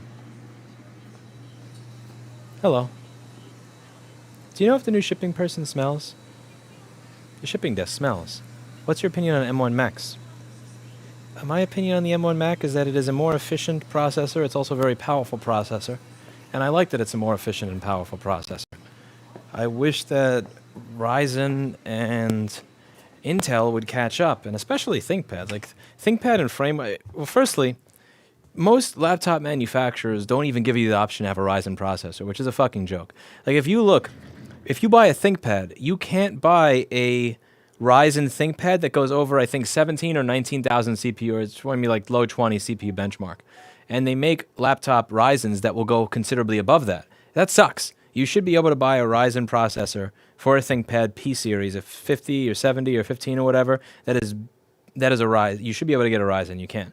And a lot of laptop manufacturers are still stuck on Intel, which is totally in the horror. Like, it's just absolute garbage. I'm not a fan of, like, Intel's processors are so far behind on mobile, it's a fucking joke. In price, in power consumption, and everything else. Like, I want a Ryzen. The ThinkPad has, I forget if it's the T480 or T14 or something like that, but Lenovo has a Ryzen in one of theirs. But it's not the one that I want. But, you know, it is what it is. You can't have everything. And right now, I think, like, the problem I have with Framework is you can't get a processor that has more than a 10,000 CPU benchmark score for any amount of money. So if you're willing to spend $2,000 or $3,000, Framework is still stuck with a 10,000 CPU benchmark score. And I get it. They're a new company. It's going to take time before they have a lot of options. I just look forward to the day that they are able to give you the options.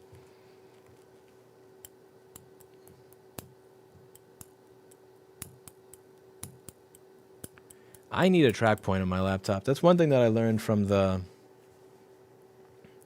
one of the things that I learned from using my Framework. I love that computer, but my God, I missed my track point.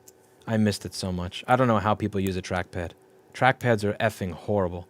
They really are. Trackpads are such shitty interfaces for a computer. I love my track point. I love it. It's so beautiful. All right, edit. We have to have an edit in here. Okay. All right, so we got our little connector. We're going to replace the connector on here.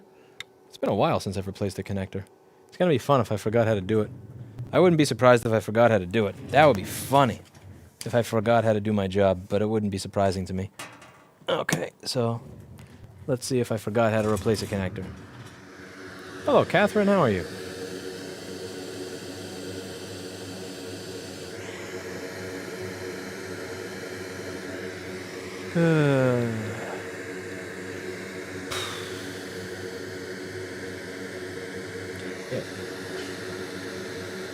Yeah, when it comes to processors, I have there's zero excitement to buy a laptop with an Intel processor. But most companies, they only give you, hello? Food? Food! God bless you. Thank you, hi. All right, so we're going to take a break in doing this connector.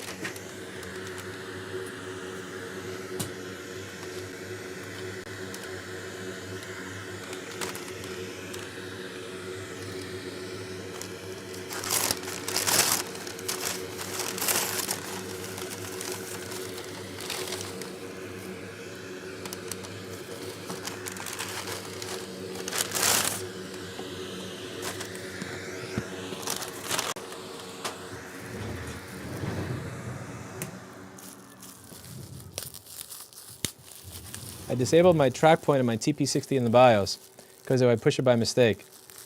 You disabled the track point? I thought I knew you. How can you disable the best interface on the computer? How?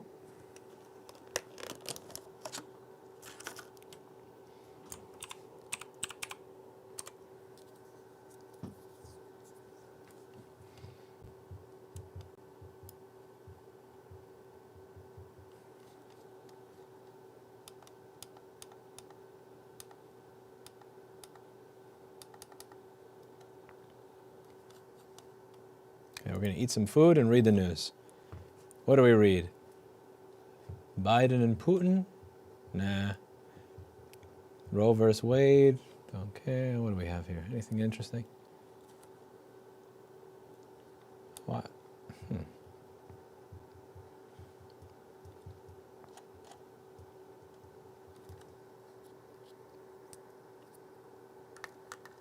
E-bike? $900 e-bike tax credit. What? You cunt, I'm signed in already. Bloomberg always does this.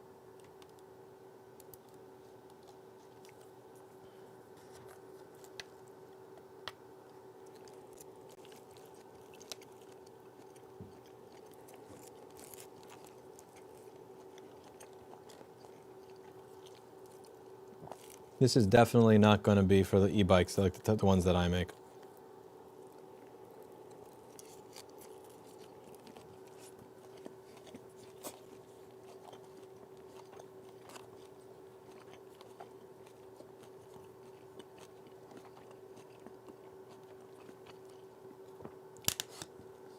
Money spent on a new e-bike or an e-bike that you made yourself?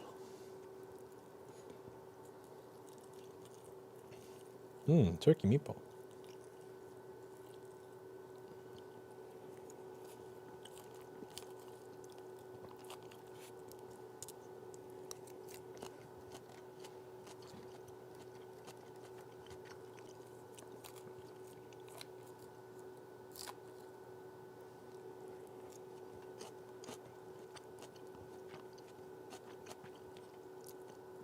The credit phases out for if you're making $75,000 a year.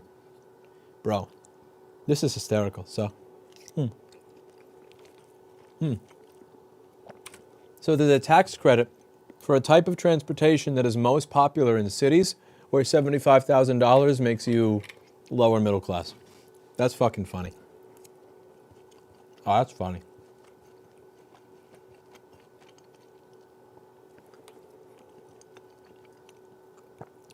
That's hysterical. Yo. So you have an e-bike tax credit that stops at $75,000.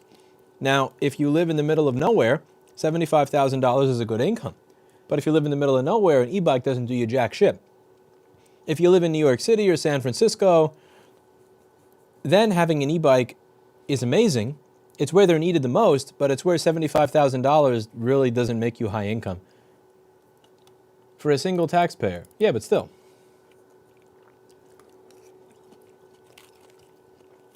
$75,000 is not a lot in New York City. $75,000 is going to get turned into like $40,000 or $50,000 after taxes. And like that's going to come out to like what? That's probably going to be less than $1,000 a week. So that's around $1,000 a week. You have an apartment that's $2,200 or $2,400. I mean,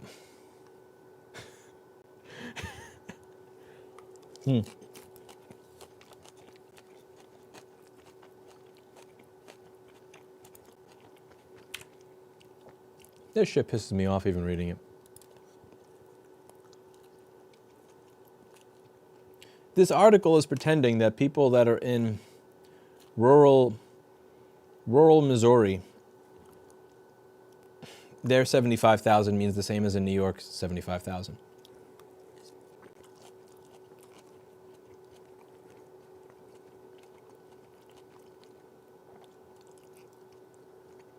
Yeah, 75K is awesome around there, but where you are, is an electric bike a viable means of transportation the way it is here?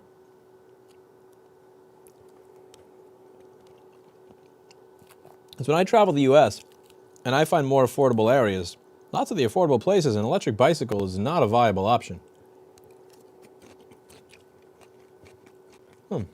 Hello, Dr. Evil.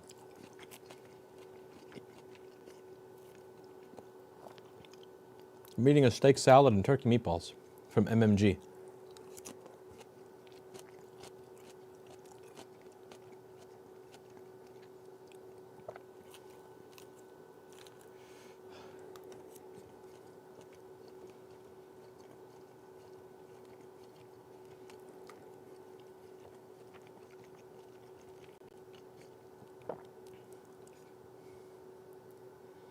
Lots of towns have everything within e-bike range. Lots do, but a lot of them are expensive enough to where 75K doesn't mean that you're balling.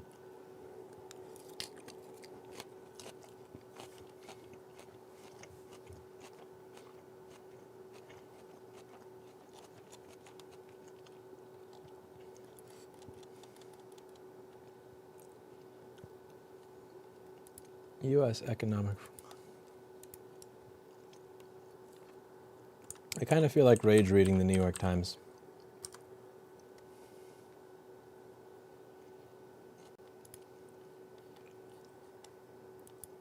I'm gonna do it.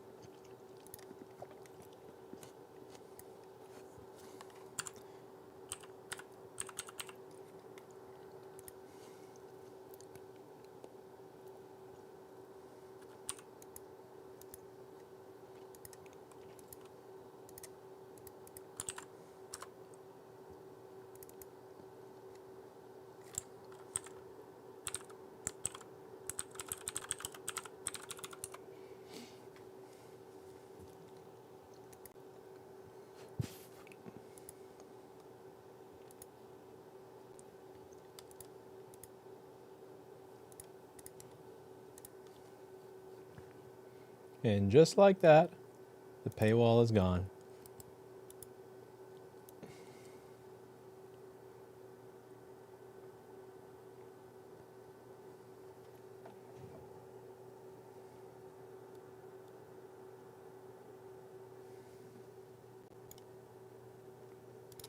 Bye-bye, paywall. All right. I'm not giving you money, New York Times. Fuck out of here.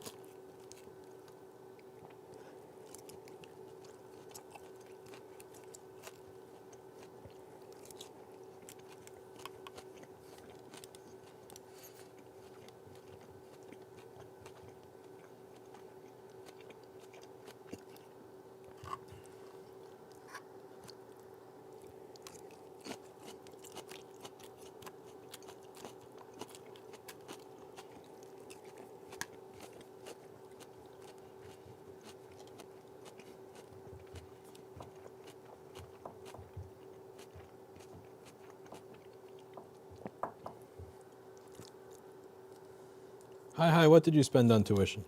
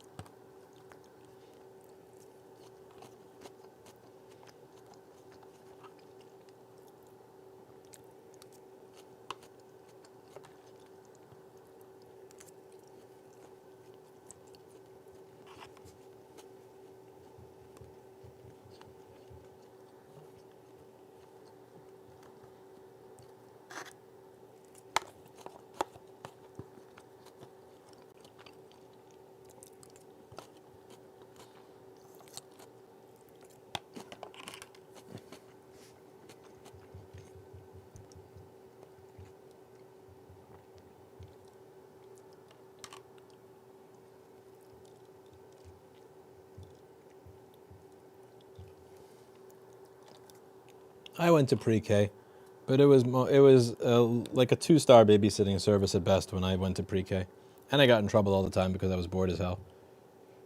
It was no fun.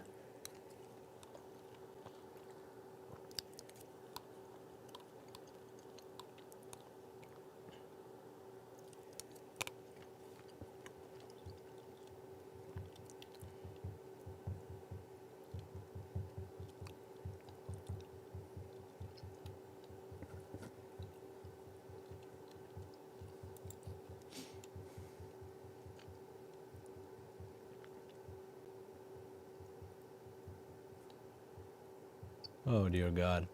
Look at the comments from California.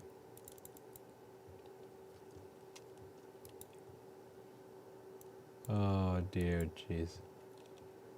California has entered the chat.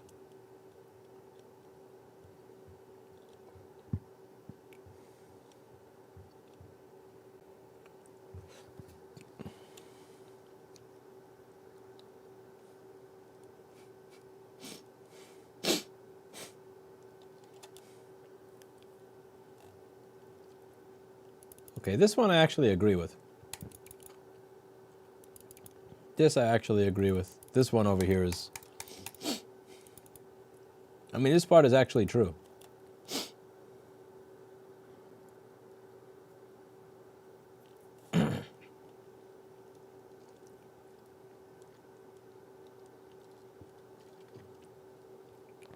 Although, admittedly, this part is true. This part is definitely true. They do want to change rural lifestyles.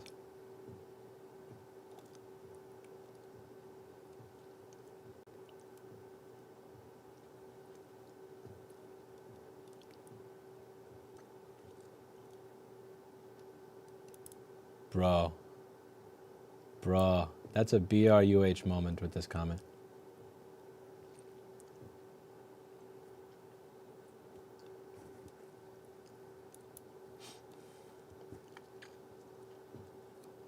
Ouch.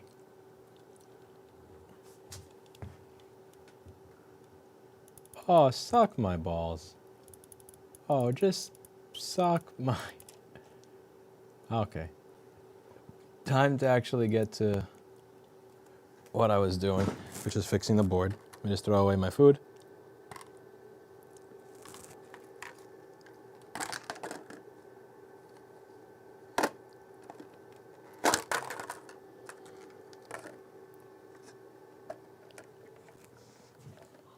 That's why. I appreciate that the New York Times actually published that.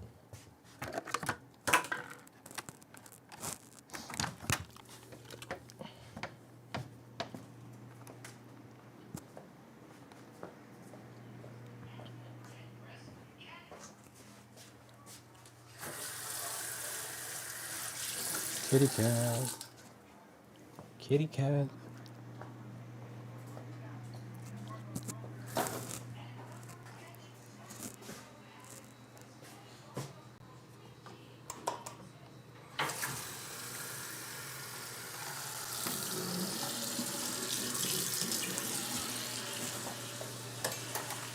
Damn it. Get over here, you fuck.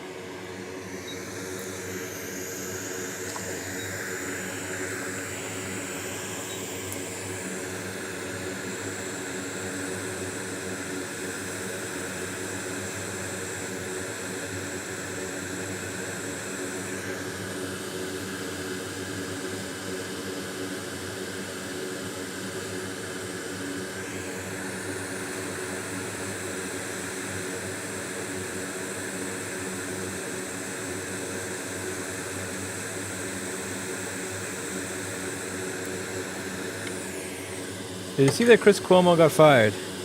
You know, I don't follow that stuff. I don't follow it. A lot of that is the new, like those news shows have kind of just become like professional wrestling, but for adults.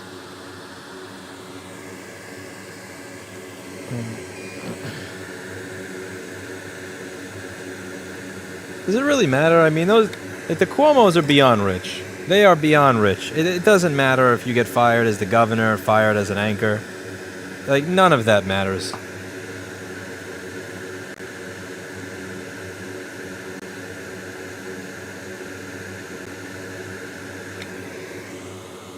They are both set for life in a very, very good way. Like, they could not work a day for the rest of their life and be good. So, I don't know.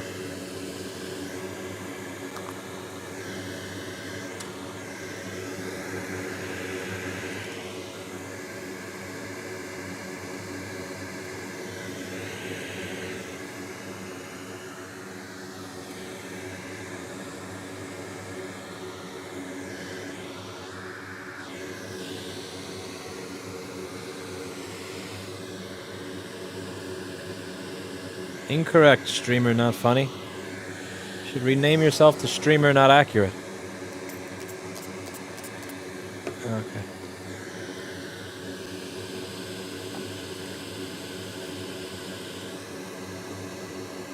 Yeah, they do have a family business. It's funny. That's one way to put it, I'd say.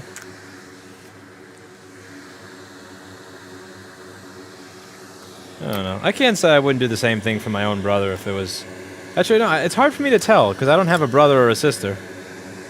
Like, a lot of my family are the type of people that I wouldn't piss on if they were on fire, because they've never really done much for me when they had the chance to the opportunity to. So I don't know what I would do if it was my own family member. If it was a family member I liked, maybe that would be different.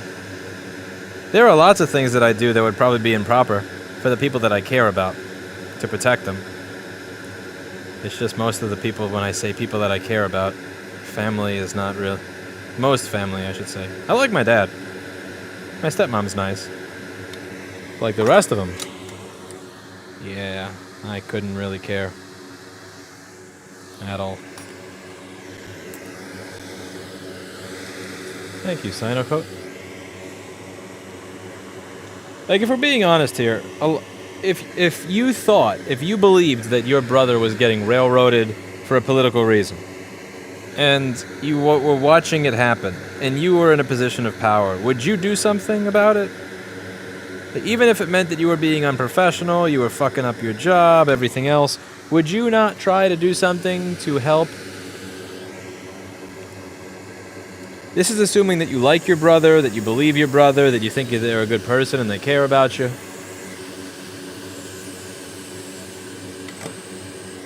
Again, I'm kind of reaching here. Because I genuinely despise Cuomo. Wannabe dictator. Wait a second. I grabbed the wrong damn screen connector, didn't I? Is this? No, that's the right screen connector. Wait, is that the right screen connector?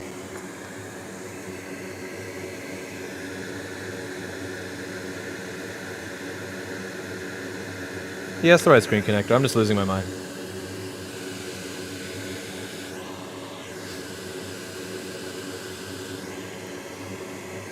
Chris Cuomo estimated net worth is $12 million. He's not in danger of starving. Well, you can't believe those websites. They're off by usually large amounts.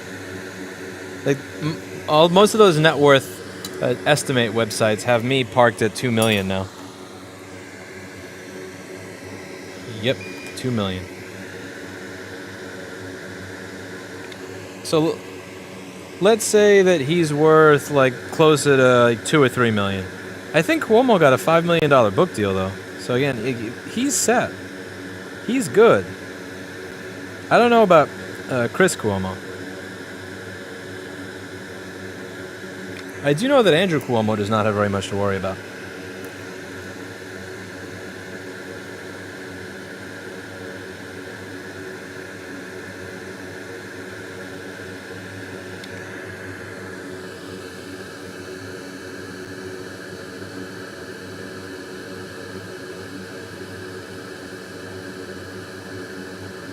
What seat? Huh?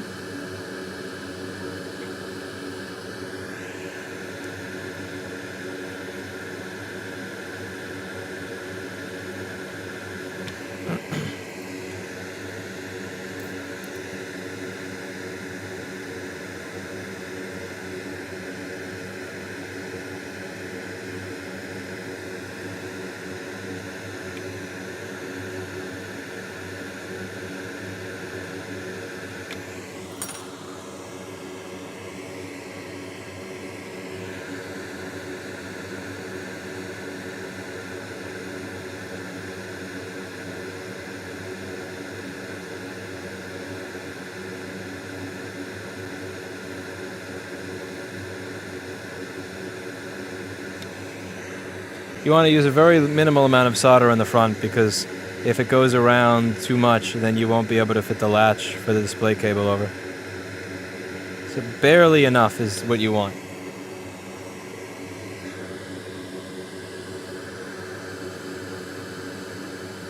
Have you ever thought about how much your business is worth? I don't know how you value shit now. Well, I mean, how is Tesla valued?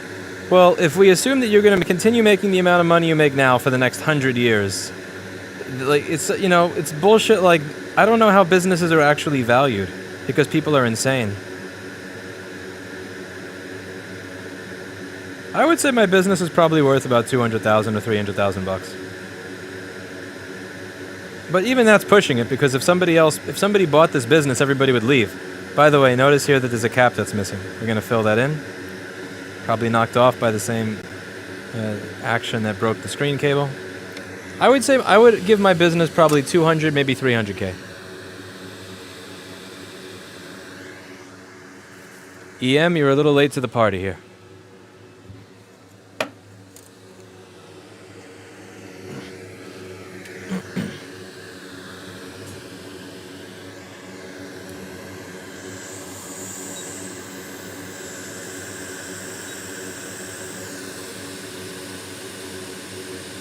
If someone offered you $1 million for real, would you accept it on the spot? Yes. Probably. Maybe? I don't know. Okay, in terms of, like, how do I put this? I'd have to think about it because I know that the moment this business gets sold, that everybody here is going to get, you know, shitty you break, I fix wages. Everybody here is going to get treated like you would at a you break, I fix, and it's going to suck. Like, it's going to be also, they would probably destroy the quality of the company, and they would destroy my name. They would, you know, like the name of the company would probably get dragged through the mud. It would become just another shitty repair shop. It's not going to be a repair shop where people are fucking staying here until 1 or 2 in the morning trying to figure out how to, you know, do something on some new Seagate drive or something. But in terms of value, like in terms of, how do I put this? In terms of, do I believe that that in that situation that the other person's getting a bad deal? Absolutely. I mean, if you take the morality out of it, somebody offers me $1 million for this company, I am fucking taking it and running. I'm taking that bag and running. But that is really, if I would have to be really tired of shit to get to that point because again, like the moment that I sell this company, I've made my wage list public here as to what I pay everybody and a couple of the pinned comments in some of the older videos, and that's not happening if I sell this business. Like, no business owner in their right mind is gonna... The only wages here that suck are the entry-level jobs. No offense, hi. Sorry. But, like... But yeah, if somebody said, here's $1 million bucks, yo, I would take that bag and I would run. I would run.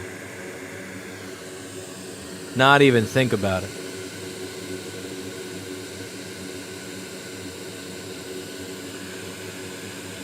I think your business is valuable at minimum $5 million.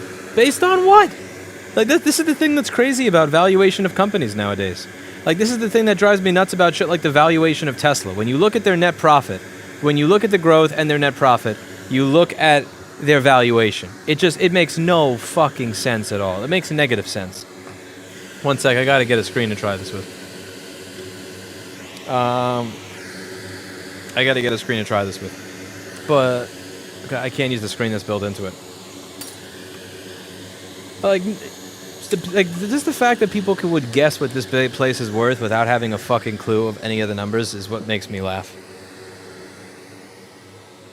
Like if this business being worth more than 200 to 300,000 would 100% be related. If the only thing I could imagine happening, and this is a real stretch here, would be the valuation wouldn't be for the business, it would be for the cult of personality around me from the YouTube channel or something, if you even want to call it that. But even that really only gets you so far, because if I sold the business, then I'm no longer here, therefore that goes away. But that's the only thing I can imagine that makes this place worth more than 200 or 300K. That's it. Where is the screen? I need a screen. I need a screen. That's not a screen.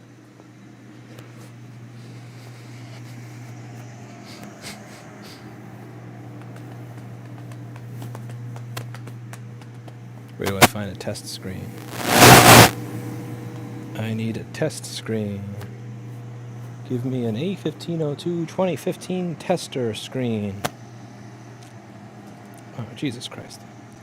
They used to be lined up over here.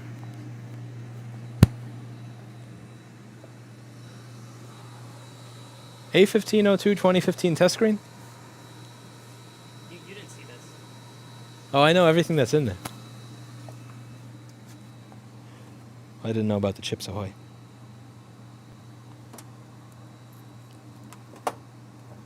It's a beautiful filing cabinet. Oh, the elephant. I can't trust the elephant. Yeah, let's see.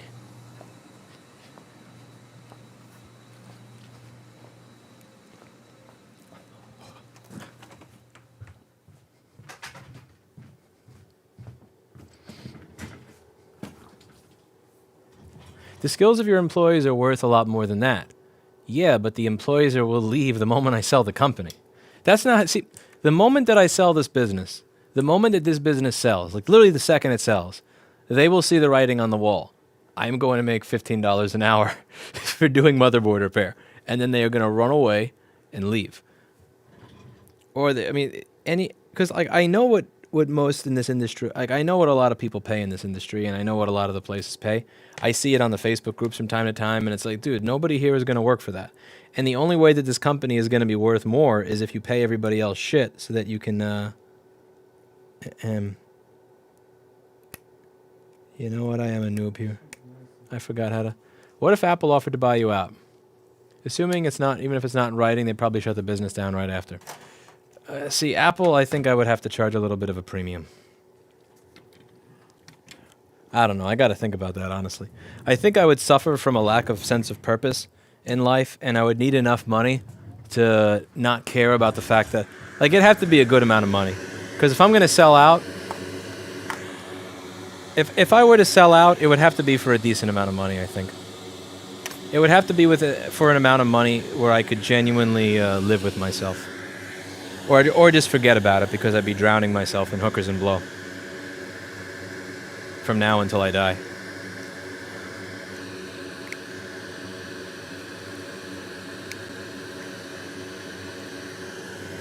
You give your employees equity in the company so they don't walk away with nothing if you sell. That's not something I would give them before selling, though. And if I did give them that, it would decrease the value of the sale.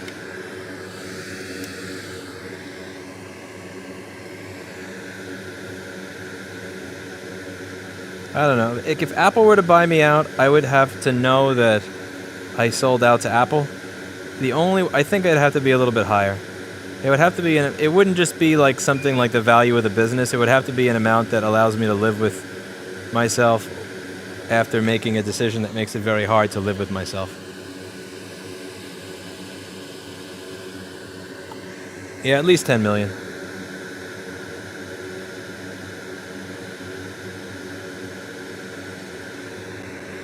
At least 10 million.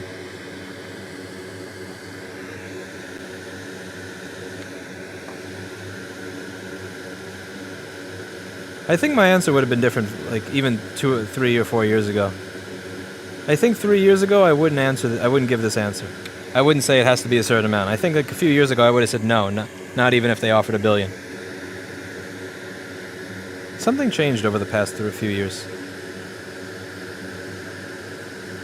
Can't say what it is. I think it was the realization that I can think I'm doing everything right and still wind up completely fucking up anyway. Combined with the increasingly dystopian economy, where like houses go up by $100,000 a year, sometimes more. It's hard to put my finger on it, but I feel like something changed over the past 2 years. Because I'm pretty sure 2 years ago I answered this exact same question on stream, and I said not for $1 billion. And this is I think this it's something radically different.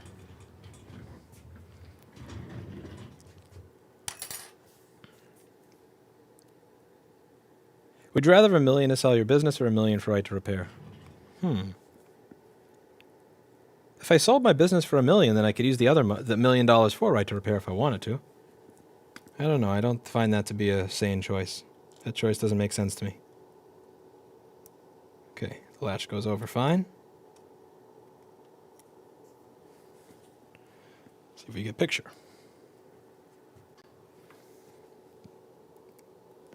This is the elephant screen.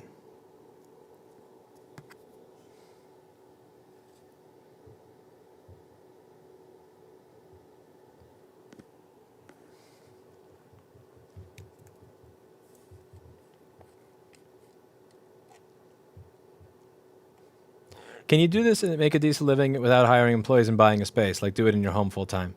Yeah, easily. It's just the problem is you'll either... you can't really choose how much business that you get to an extent. If you do really good work, you're going to keep getting more and more and more and more and more business. And as you get more and more business, you're going to get slower and slower. And as you get slower and slower, people will become more fed up with you. They will give you 1-star reviews when you fuck up, which you will when you get overworked. And once you start fucking up, your reviews will go down, and then nobody will want to use you, and then maybe you make no money at all. So it's really difficult to kind of figure out exactly. It's difficult to. Paul Daniels' software is not working out properly. One moment. I got to break the Paul Daniels software so that you can see the voltage showing up on my board here. Damn you, Paul Daniels software. Damn you.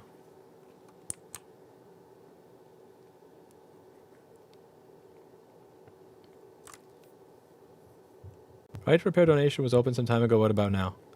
It is. I just finished setting. I'm still working a bit on the fighttorepair.org site, but I hired the wrong developer, and the right developer pretty much added the donate button in a day, and the wrong developer just let it kind of go out for months. I gave them a little bit more time because I had to deal with the audit and other crap that was going on, so I had to put time into things that I did not want to put time into. Shit, my meter died. Fuck. Okay, I think this is the way of saying my day.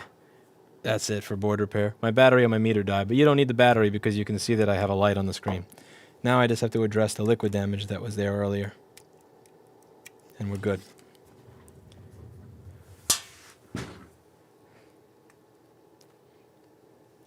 You can sell, you just have to open a new business and take back the employee. I mean, there's no contract for selling a business would ever allow that.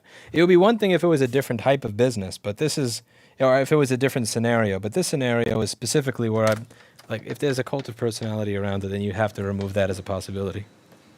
Because that's exactly the first thing I think to do. Take the money, start over somewhere else. So a non-compete would be essential to something like that.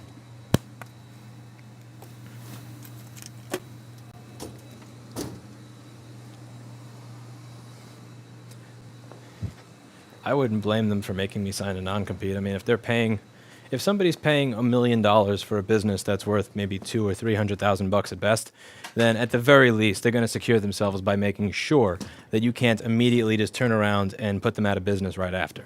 Like, I am not for non-competes. I don't think non-competes are a good thing. I don't ask employees to sign them. I don't, require exclusivity to this business. But even with that, I would never buy a business like this for 3 or 4 times more than what it's actually worth, and not have them sign a non-compete so that everybody's, that I can't, but bars us from starting our own company. But then again, I don't know how that would work. Like, my employees would have to consent to it, to not starting their own company before they buy it, which would really make no sense, because what would wind up happening is probably not even that. It would be like, if I don't start a new company, then, you know, I would just give them $1 million. Like, I would give maybe half of it to Steve and have him start a new company, and then I just get listed as an employee. Or I'd be listed as a janitor or some shit. You know? There's always a way around it.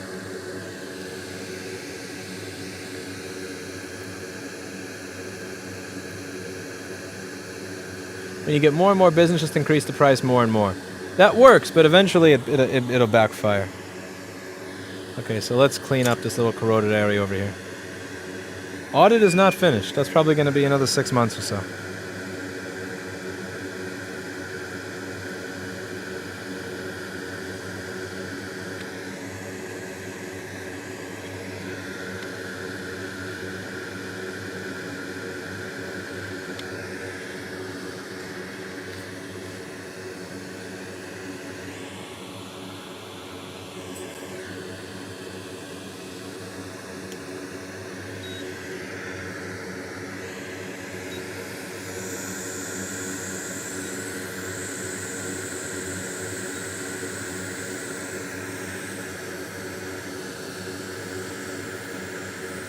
Have you considered repair cell phones? No. More work, less profit.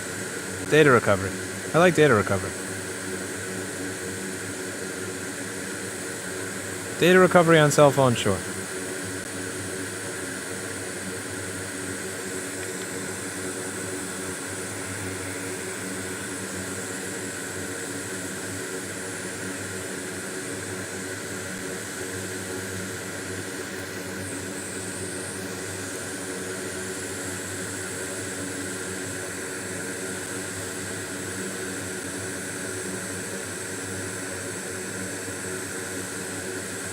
BlackBerry's not the reject, it's just she's too good for me.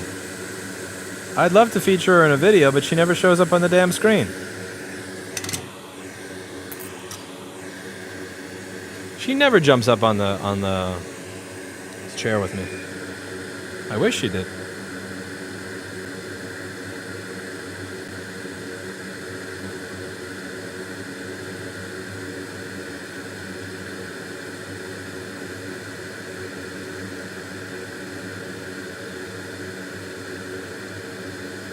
Remember, you don't solder on top of corrosion.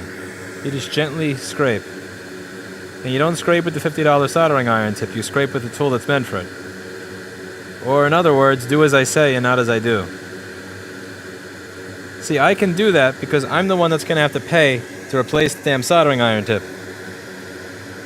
But you can't, because I have to pay to replace your tip.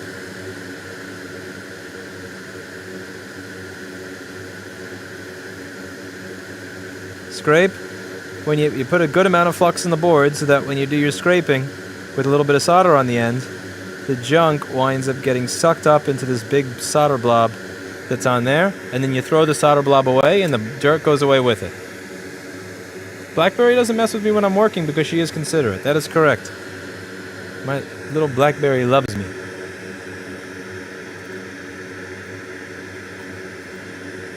I think I would, if I wanted to sell this company and I announced it, I think I'd be able to get it solid 200K.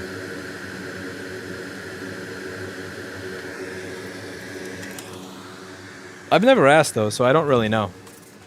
I only got one time that anybody offered me anything for it, and it was right at they had a lot of really weird questions they were asking, and this was in 2016, right around the time that Apple wanted me to take down some of my videos. And I'm not going to say that it was Apple or anything even real closely related. It just seemed really weird. The timing seemed really strange. And something didn't feel right. And then there was all this crap about how you cannot produce videos on this topic or that topic or all this other crap after. And it's like, fuck you. And I never went ahead with it.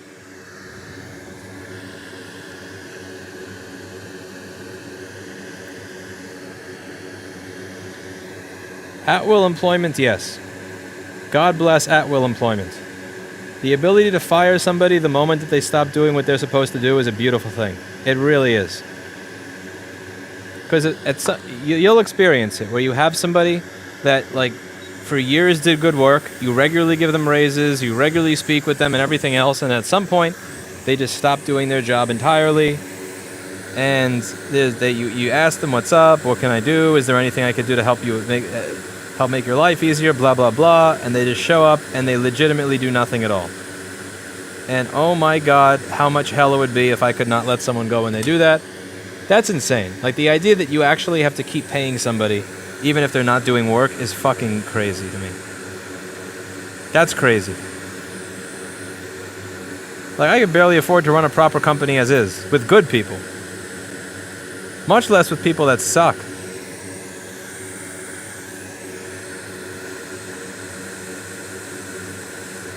Yeah, I'm fully for the ability to fire anybody at any time for almost any reason. It's like, I take chances on lots of people that other people probably wouldn't. I don't care if you have a criminal background. I don't give a shit. I don't care if you got out of rehab a month ago. I don't care if you have a college degree. I don't care about none of that shit. I don't care if you could write a resume. I am willing to give a chance to almost anybody.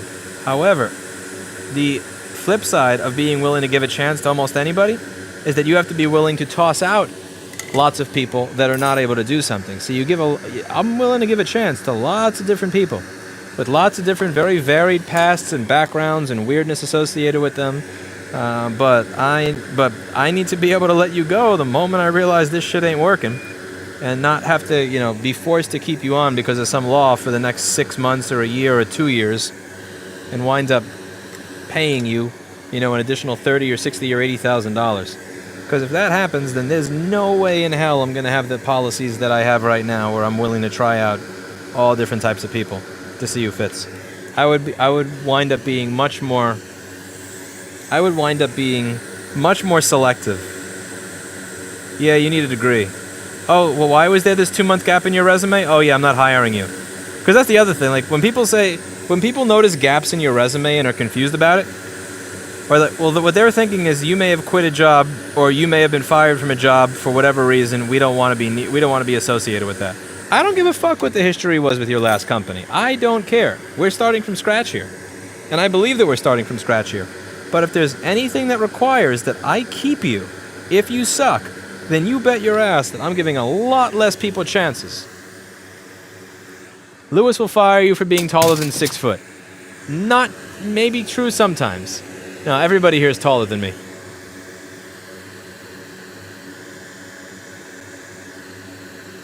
I would be far too slow to work for you, but I like to help when I can. I don't think so. Just you need a little bit of practice. I still remember the question I asked you in December 2012, and that's an answer why I respect you.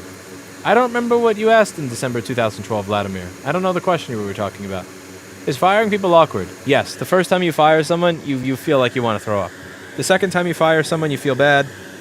The third and fifth and 10th time you fire someone, it just becomes... It's one of those things where you wonder to yourself, do I really have the... Like, should I have the power to do this? Should I have the power to be able to tell someone, no, you're not able to make a living today. You're not able to make a living because I said so. Should you be the judge, jury, and executioner? And it's a really weird feeling. But then on the other hand, it's your money. I mean, should somebody else have the right to continue siphoning away your funds when they're not producing enough money to cover it? Should somebody who shows up 2 hours late or 3 hours late be able to continue siphoning your funds as if nothing ever happened? Should someone who breaks something for a customer to the point where you're not even able to get data off the device anymore be allowed to continue taking your money? And then it starts to be, one of the things that I've noticed is for 100% of the times that I fired someone, 100%, I actually gave them too many chances. Because they'll often say, I had no idea. Like, okay, so those last 4 or 5 talks that I had with you, what did you think that meant? And it's like, I've every single time I've had to do that, I wish I had done it sooner. Like, and for the next 6 months, I wind up realizing that I should have done it sooner. Somebody left gum here, and I'm trying it. I've never tried this flavored gum before, but I want to see how it tastes.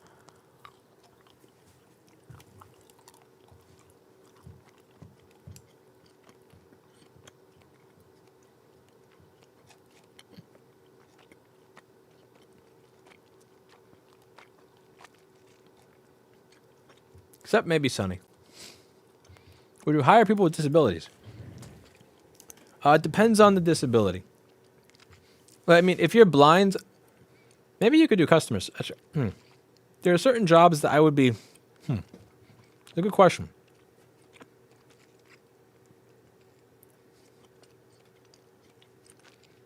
are you able to do the job? If you can still do the job, I don't really care. Yeah, if you're still able to do the job, I don't really care. I just wonder how with certain disabilities you could.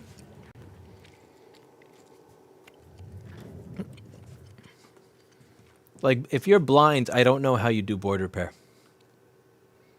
If you're in a wheelchair, I don't think that matters at all. Or if you're paralyzed below the, like, you know, from here down, I don't think that would really matter.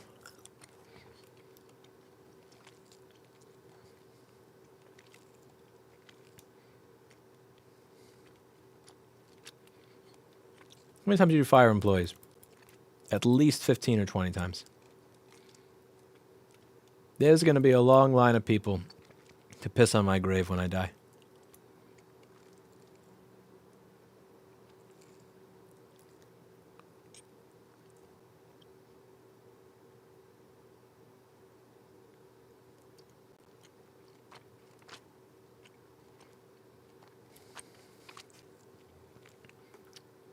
I don't like doing write-ups.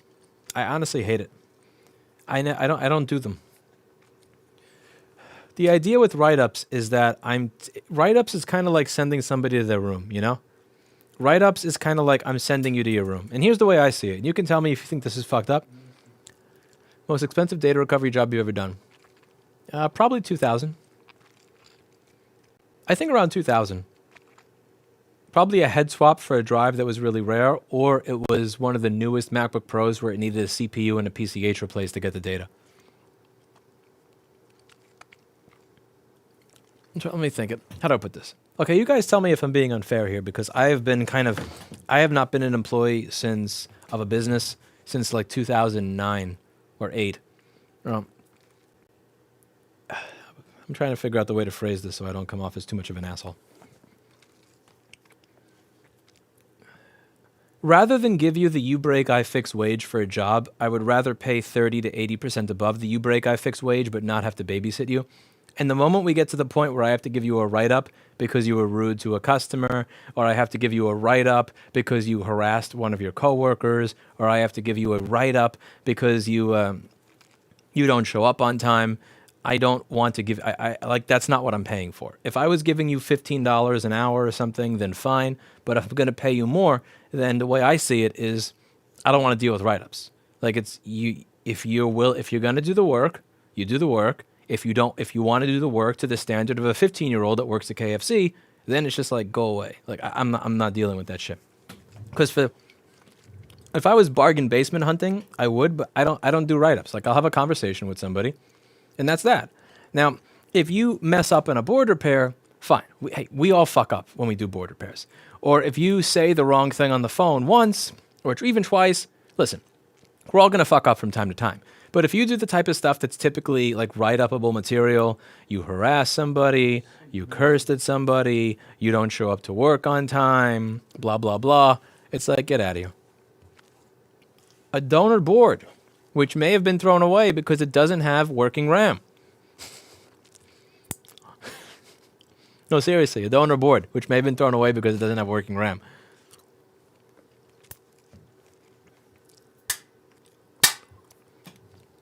Write-ups aren't for employees, is to cover the business. Once I'm at the point where I want to do a write-up for somebody, I already don't want them to be there. That's the thing. This gum sucks. Oh man, that's fucking horrible gum. It tastes like dog shit.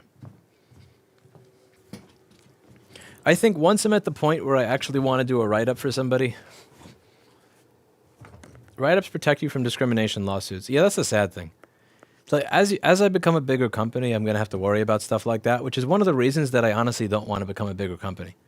Because I think if I really, really wanted to, if I had pushed harder to get a business loan and get more funding and then do crazy advertising, it's possible that I could have become a 30 or 50 or 80 person company.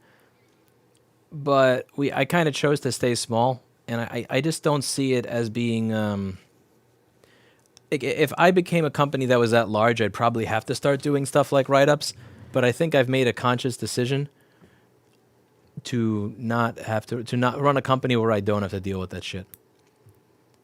Like on occasion I have, and I think I've learned a couple of lessons. The main lesson is to just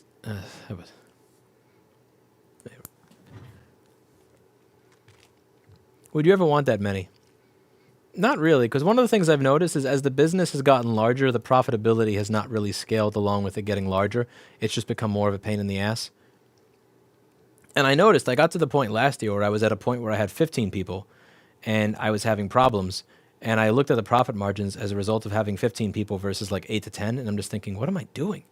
And I just wound up letting go five people or so that were not doing their jobs properly all at the same time. It was 4 or 5 people. Mez, that's not a solution. That's not a solution.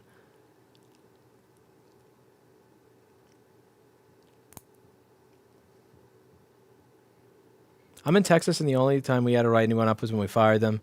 It made us to go on the record as the reason why.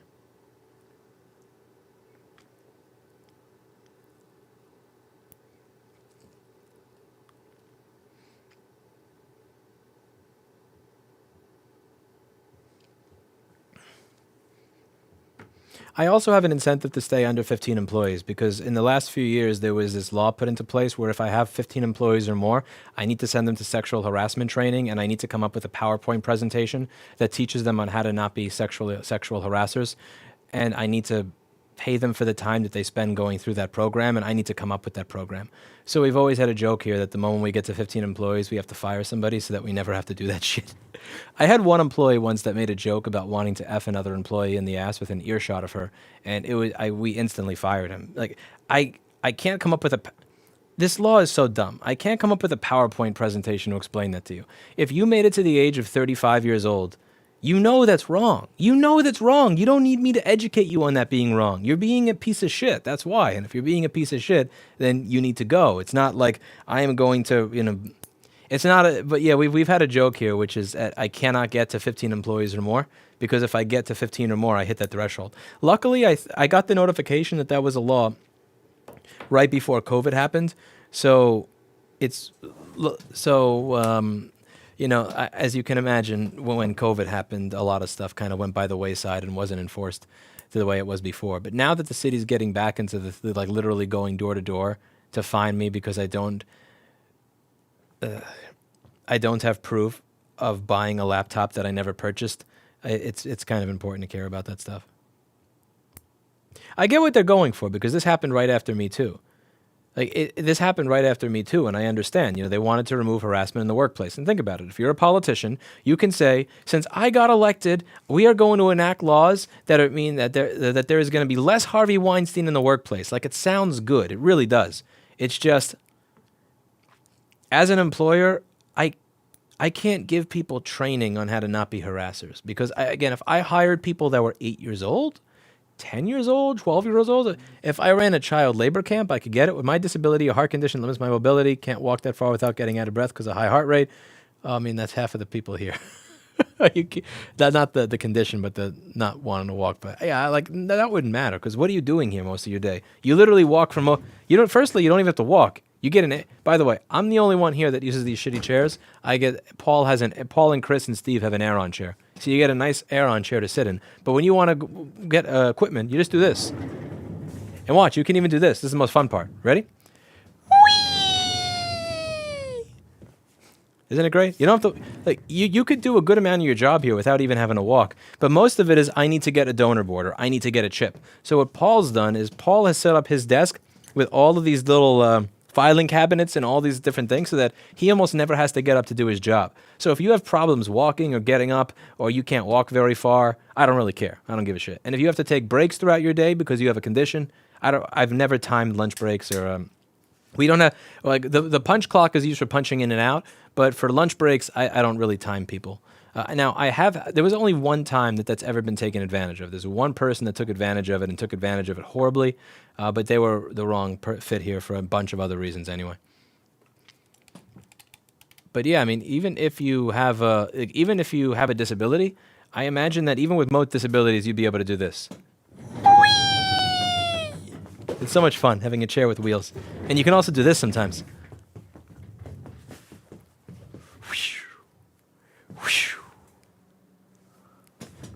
Oh, I'm dizzy. But yeah.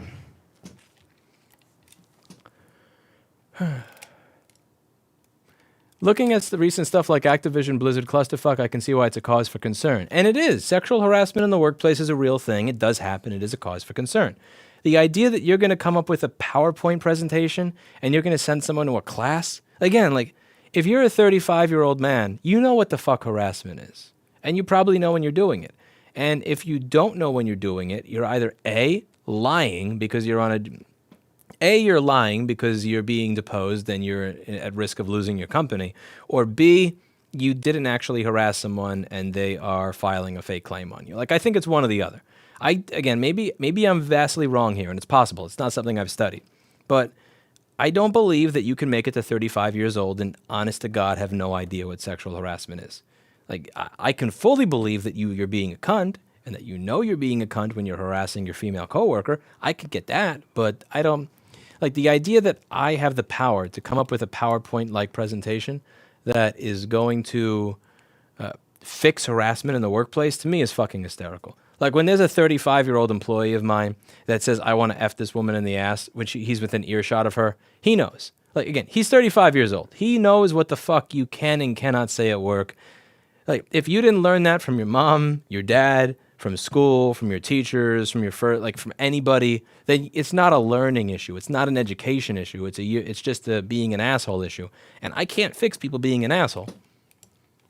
You know, I think the problem is that specific piece of legislation.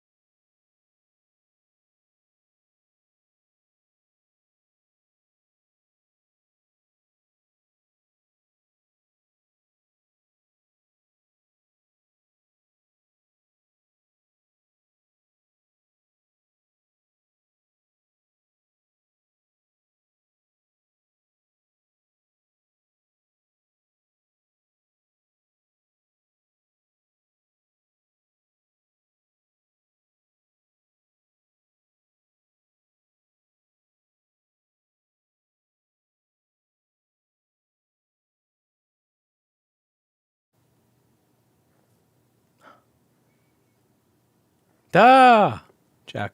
That's jack off audio right there. Gotta love jack off audio.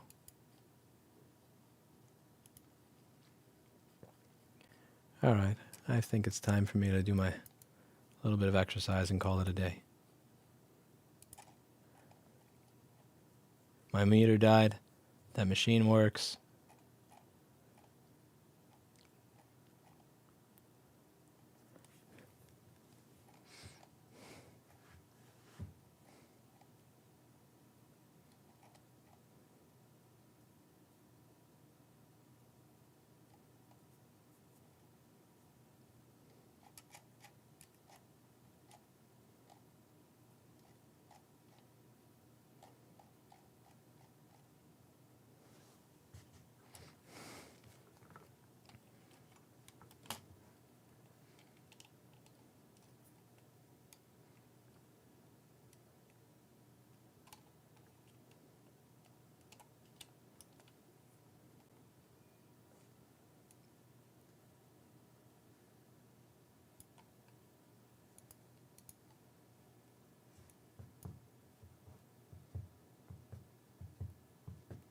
I don't know. I think once I get to the point as a company where I have to mandate something like that I would probably just want to sell it. Or move someplace else where that's not mandated. It's kind of... You know, one of the thoughts that's been going through my head, and it's such a fucked up thought. Like, this is being a piece of shit boss. But, so I don't know if I told you all that, like, everybody here got the vaccine besides one employee, and the second to last person to get the vaccine wound up having myocarditis and then a heart attack. And I've been debating issuing a vaccine mandate for the store to try to get him to move to Florida. Like a small part of me was hoping that before de Blasio leaves office, that he was going to say that there's a vaccine mandate for all employees in all indoor office or retail environments. because it would, because like it would be, listen, man, I don't want to do this. I don't want to move to Florida. Yes, it's cheaper. Yes, you have beautiful weather all year round. Yes, you have beaches. Yes, you have a lower cost of living. Yes, you have low taxes. I don't want to go to Florida. I don't want to go. I'm just saying that they're forcing a vaccine, you to get a booster here, and they're not. So like it would, I don't know. I think that would be kind of. I'm not that great an employer. That thought has actually ran through my head. Like, oh, you know what the sad thing is? Oh my God, do you know what the absolute sad? This is sad. A relative of the person. No, I'm not even going to get into that. That's nope. Some things are just not for public dissemination. But I'll see you all in the next video. Bye now.